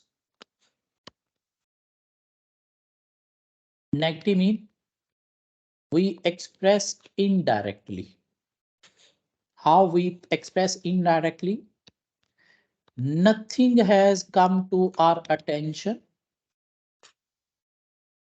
Nothing has come to our attention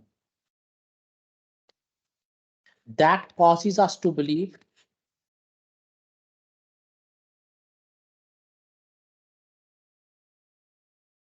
financial statements do not give true and fair view.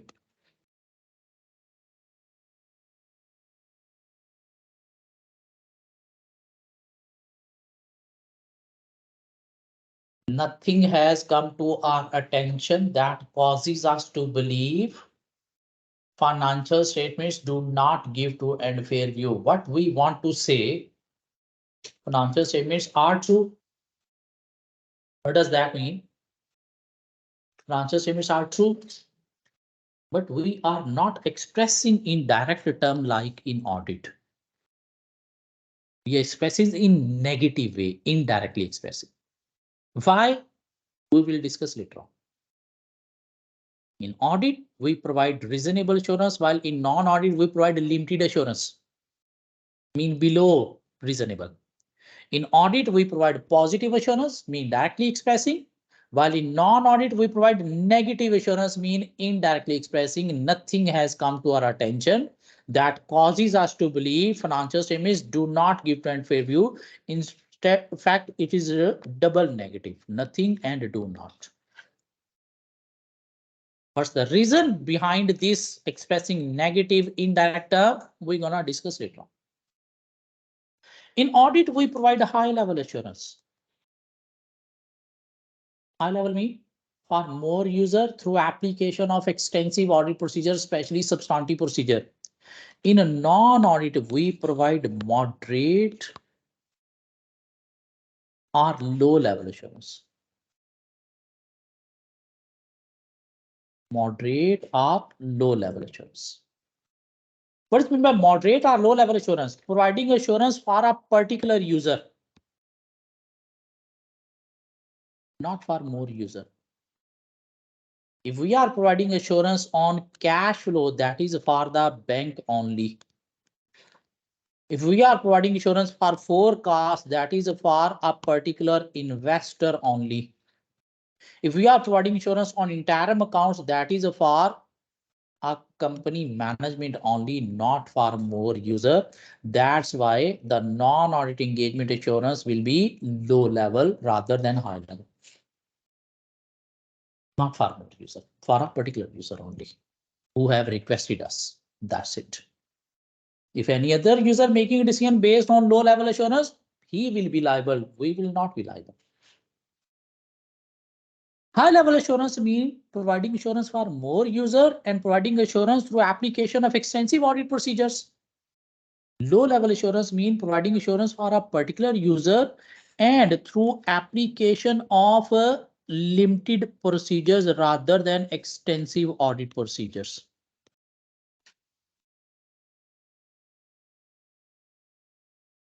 What are the limited procedures? There are 3 limited procedures. Inquiry,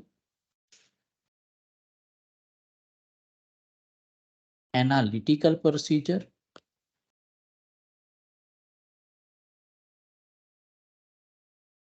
and management written representation.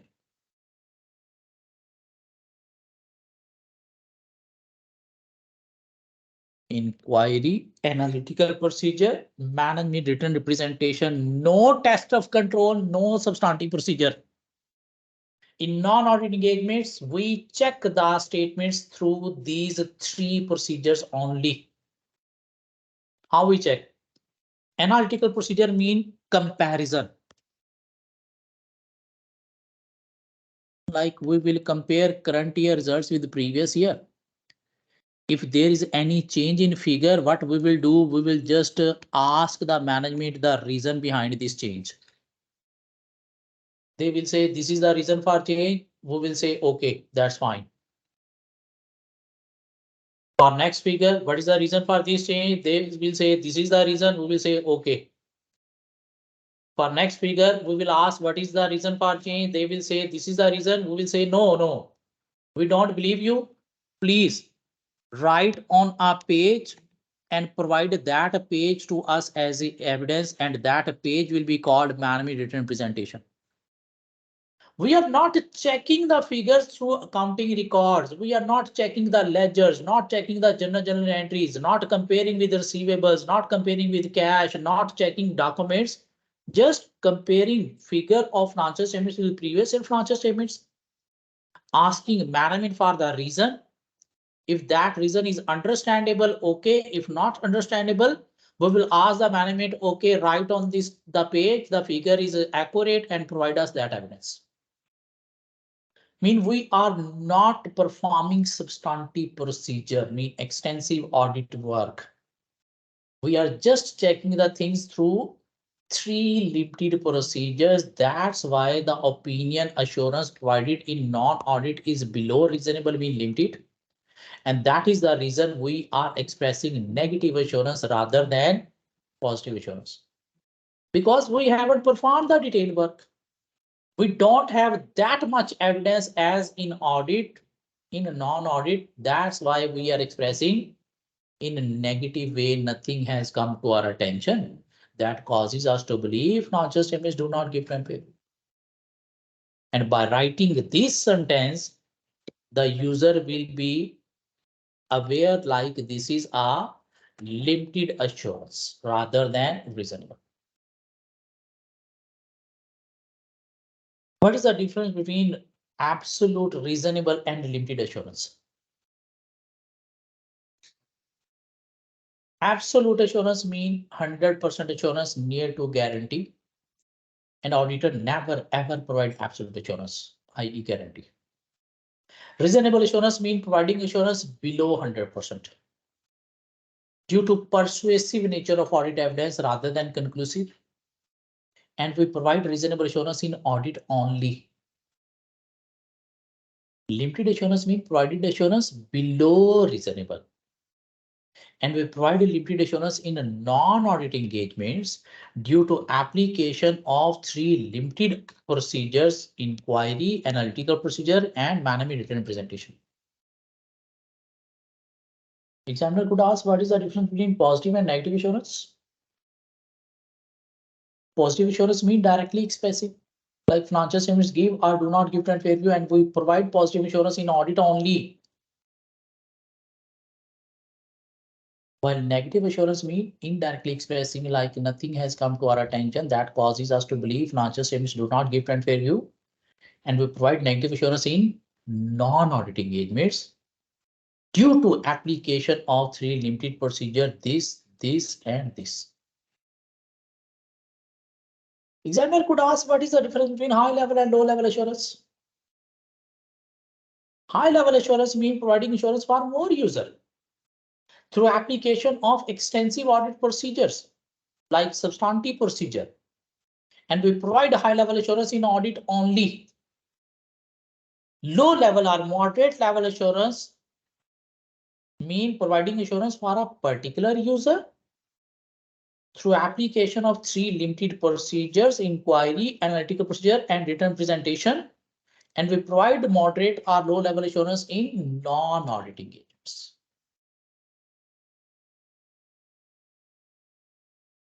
So can we differentiate between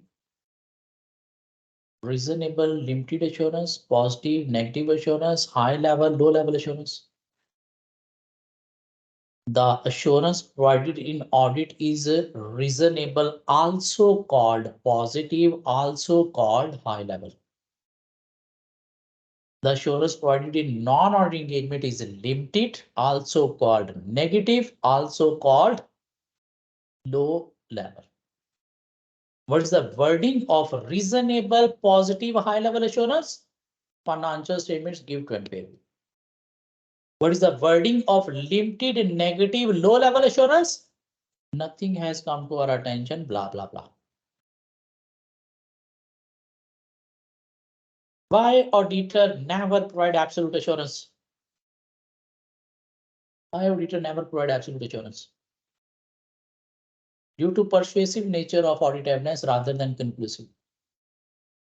Because audit work is based on sample rather than 100% testing. Because it is required from the auditor to express reasonable assurance, it is not required to express absolute assurance. That's why auditor provide reasonable, because absolute is not required. Why auditor perform sample-based work rather than 100% testing?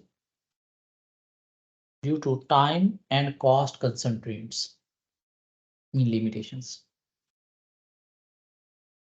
Why auditor provide reasonable rather than absolute assurance? Because there are some figures in the financial statements based on management estimation.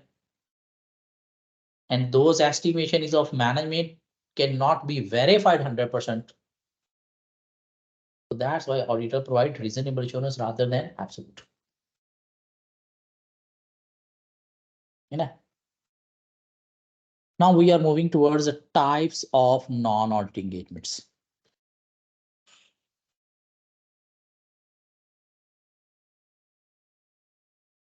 There are 4 types of non-audit engagements. Review engagement,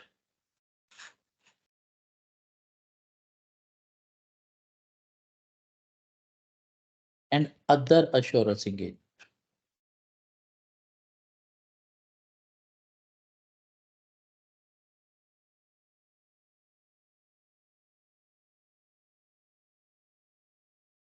There are 4 types of non-audit engagements: review engagement, other assurance engagement,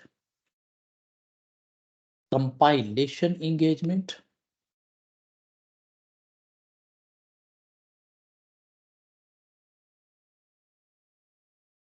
and agreed upon procedures.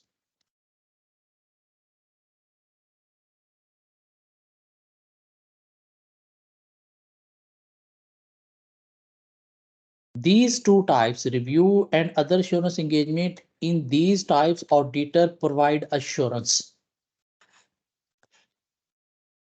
In these 2 types, opinion or assurance is given.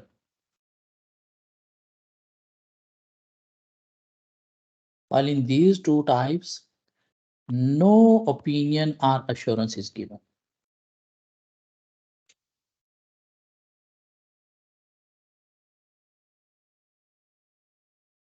We can call them non-assurance engagement. Where we perform the work but not providing any assurance.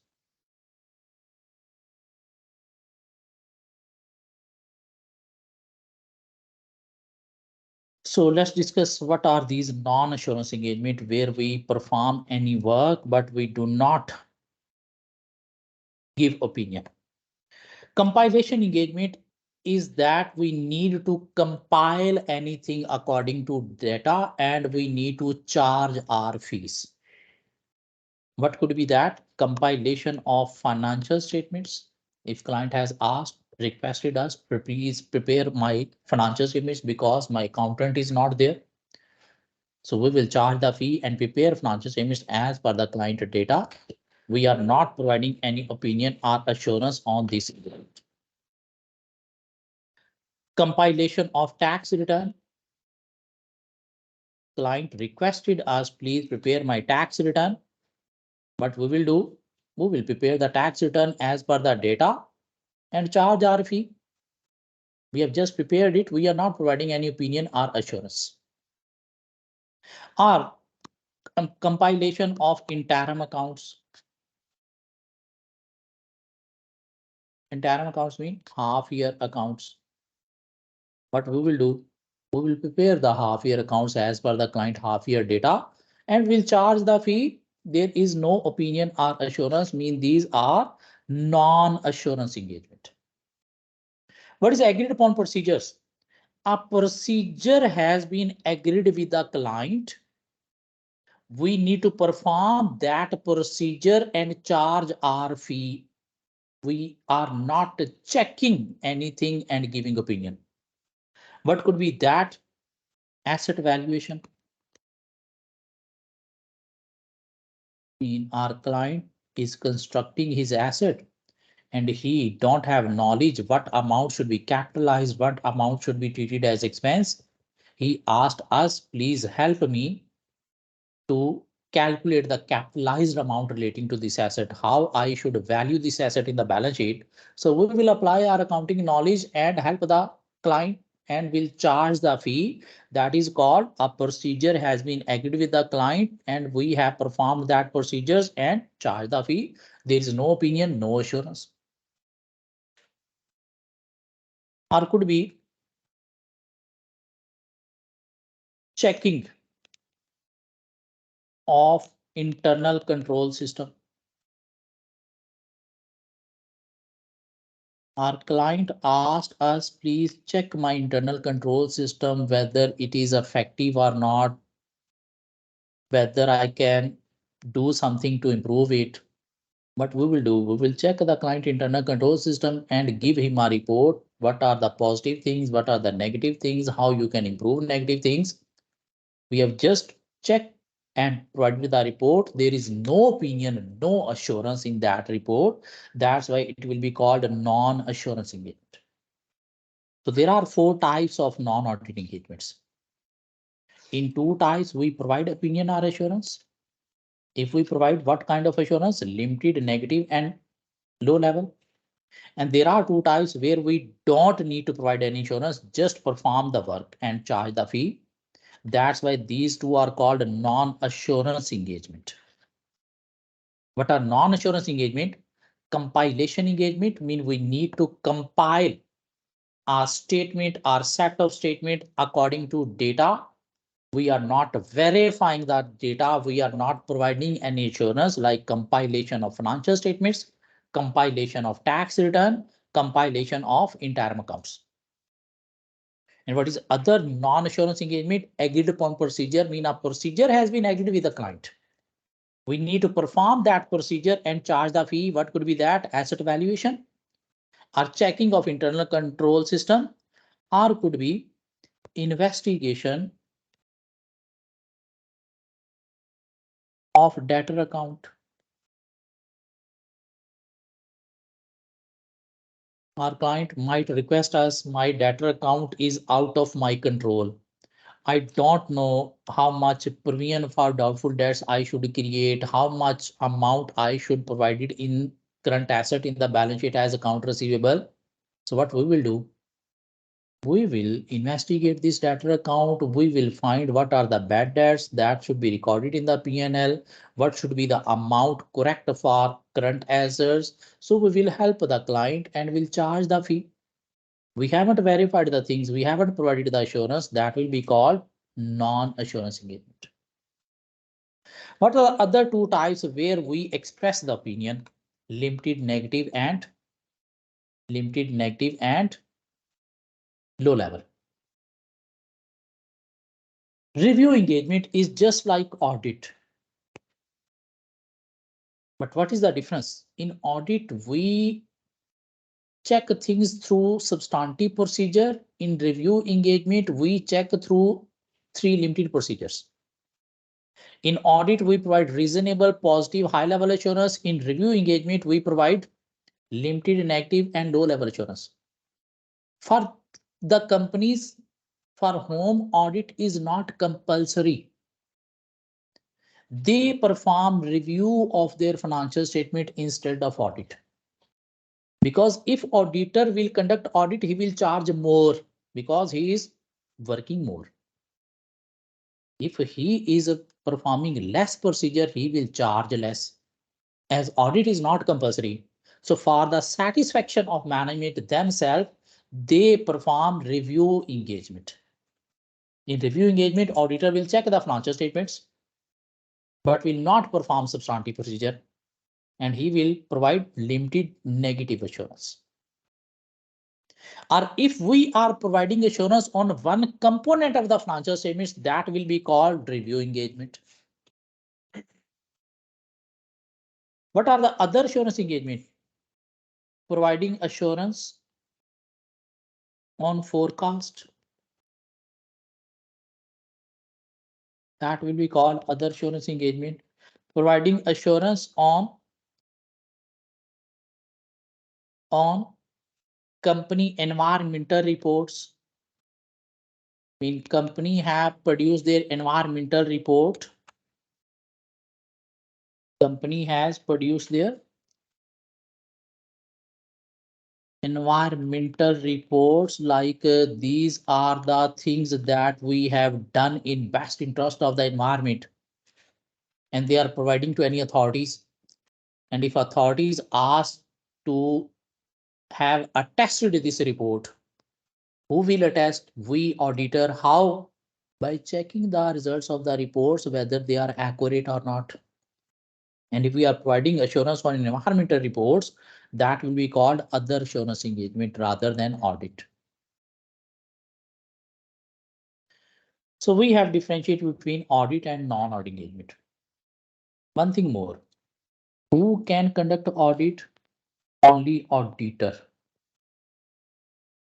And word auditor mean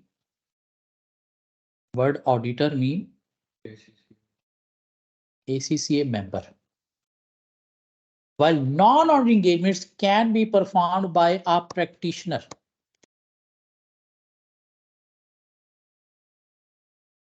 Non-audit engagements can be performed by a practitioner. Practitioner mean accountant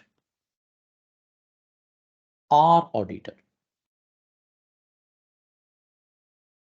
Practitioner mean accountant or auditor. Who could be the accountant? A person who has auditing experience but is not a member of any body because he haven't completed all the paper. Mean any university graduate have done accountancy audit work in a firm, but he is not a member of any professional body like ACCA, ICW. So he will be called accountant. Any master degree holder, any bachelor degree holder, but not ACCA member or ICW member. So he can perform non-audit engagements. But for audit, only auditor can sign the audit report. Auditor mean member of ACCA. Or accountant, you can say unqualified auditor. Mean who haven't completed 13 papers. In one paper, he has 10 attempts but couldn't pass. And after 7 years, ACCA have disqualified him. But he has so much experience of accountancy and auditing. So he will be called accountant. And under practitioner, accountant, auditor, both comes. So audit only auditor can do. But non-audit engagements, practitioner can perform. Practitioner mean accountant or auditor. Is that fine? So we can differentiate between reasonable, absolute, limited assurance. We can differentiate between positive, negative assurance, and we can differentiate between high level and low level assurance. Now we are moving towards our last topic for today. That is called assurance engagement.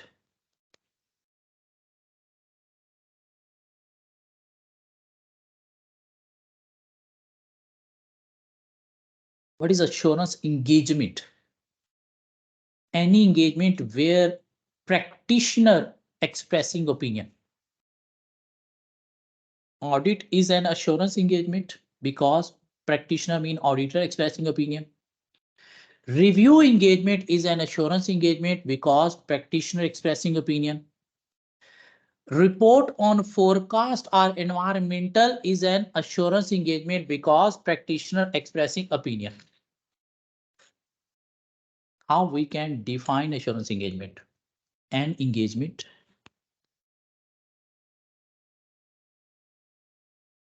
in which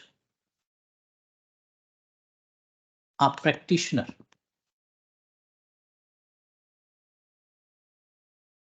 expresses a conclusion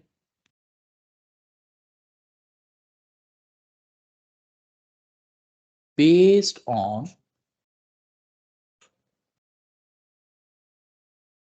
verifiable evidence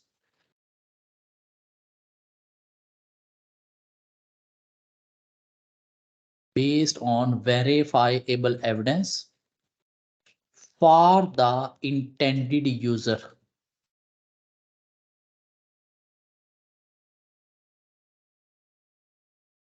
An engagement in which a practitioner expresses a conclusion based on verifiable evidence for the intended user. Before explaining this definition, I want to explain elements of assurance engagement first.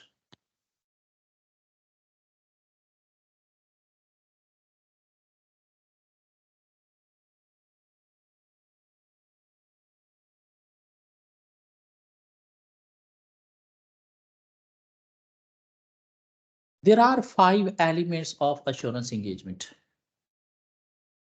1, 3-party relationship.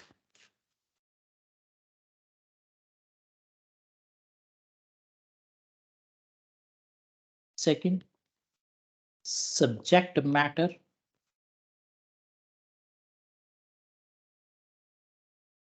Third, suitable criteria.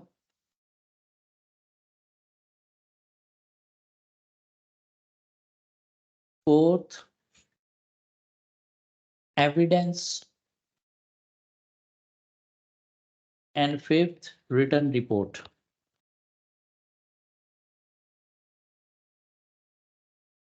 Audit is an assurance engagement because in audit, auditor expressing the opinion. In every assurance engagement, there are 3 parties involved. Who are the 3 parties? Practitioner. Practitioner means auditor. User. Who are the user of your report? Shareholder. And responsible party. Who is the responsible party in audit? Who is the responsible party in audit? Directors who prepare the financial statement. So in every assurance engagement, there are 3 parties involved: practitioner, user of the report, and responsible party who prepare that forecast or financial statement. There is a subject matter. What is subject matter? On which we are giving opinion in audit. What is that? Financial statement. And we check the subject matter as per suitable criteria. Suitable criteria mean standards, rules that we need to follow for checking: accounting standard, auditing standards. And we take evidence. What are the evidence in audit? Working papers. Without a working paper, you cannot justify your opinion. And there will be a written report. Written report means a page where you express the opinion, like audit report. So there are 5 elements of assurance engagement. There is 3-party relationship: practitioner, responsible party, and user. And practitioner expressing opinion on the subject matter, like financial statements or forecast. Practitioner perform work as per suitable criteria, mean according to standard, according to rules, ISAs, IES, IFRS. He take evidence, mean prepare working paper of the work performed, and a written report, a page where he expressed the opinion. If any of these elements is missing, that engagement will not be called assurance engagement. Now, if we read this definition, an engagement, assurance engagement is an engagement in which practitioner expresses a conclusion on what subject matter based on verifiable evidence for the intended user. Or we can elaborate further. Expresses a conclusion on subject matter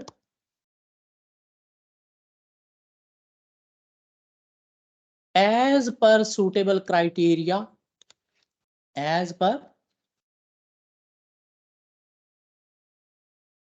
suitable criteria based on evidence, verifiable evidence for the intended user.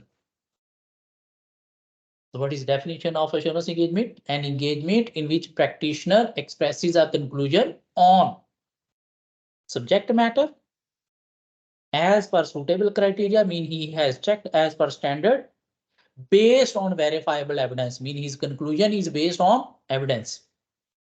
For whom? For the intended user. Who are the user? Shareholder or banker or investors. So we have discussed so many things today. This is assurance engagement. These are the 5 elements of assurance engagement. And these are the 2 types of assurance: limited assurance, reasonable assurance. Why auditor cannot provide absolute assurance, mean what are the inherent limitations of audit? You need to read this. So probably I'll see you in next class. I will share these notes in WhatsApp as well. I have shared on the Teams. You can download from Teams. I will share with WhatsApp as well. So we have covered chapter 1. We have covered chapter 1. These are the notes for our paper. We have covered this page, the first page. We have covered these terminologies. This page we haven't covered till yet. We will cover in next chapters. This page we haven't covered till yet. We have covered the what is meant by true and fair. We have covered materiality. And we have covered this, the assurance engagement review and non-assurance engagement. And we have covered assurance engagement, its elements. And we have covered these different types of assurance engagement and non-assurance engagement. Can you cover this question, Verma? The directors of Food Enterprise have prepared a cash flow forecast for submission to the bank. Mean directors have prepared cash flow forecast for submitting to the bank for bank loan approval. They have asked you as the auditor to provide negative assurance report on this forecast. Briefly explain the difference between positive and negative assurance. Directly expressing financial statements, gift and fair view. Negative, indirectly, nothing has come to our attention, blah, blah, blah.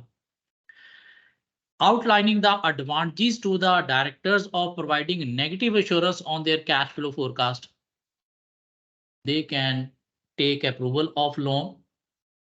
They will pay less to the auditor because auditor performing work on 3 limited procedures rather than extensive procedures in audit. We can answer this. For question number 2, we haven't covered the topic yet. So see you in next class. That's it for today.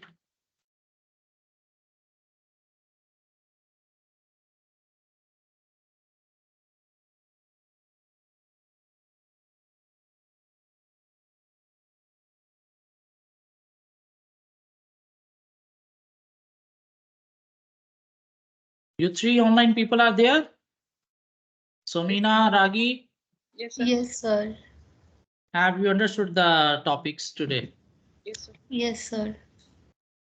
I suppose you people are having a competency knowledge. You have at least studied FA. Yeah. Okay. So seems fine. Next class will be in January now. 2nd of January. Next week we are having winter holidays. So Okay. next class will be on 2nd of January. See you then. Okay, sir.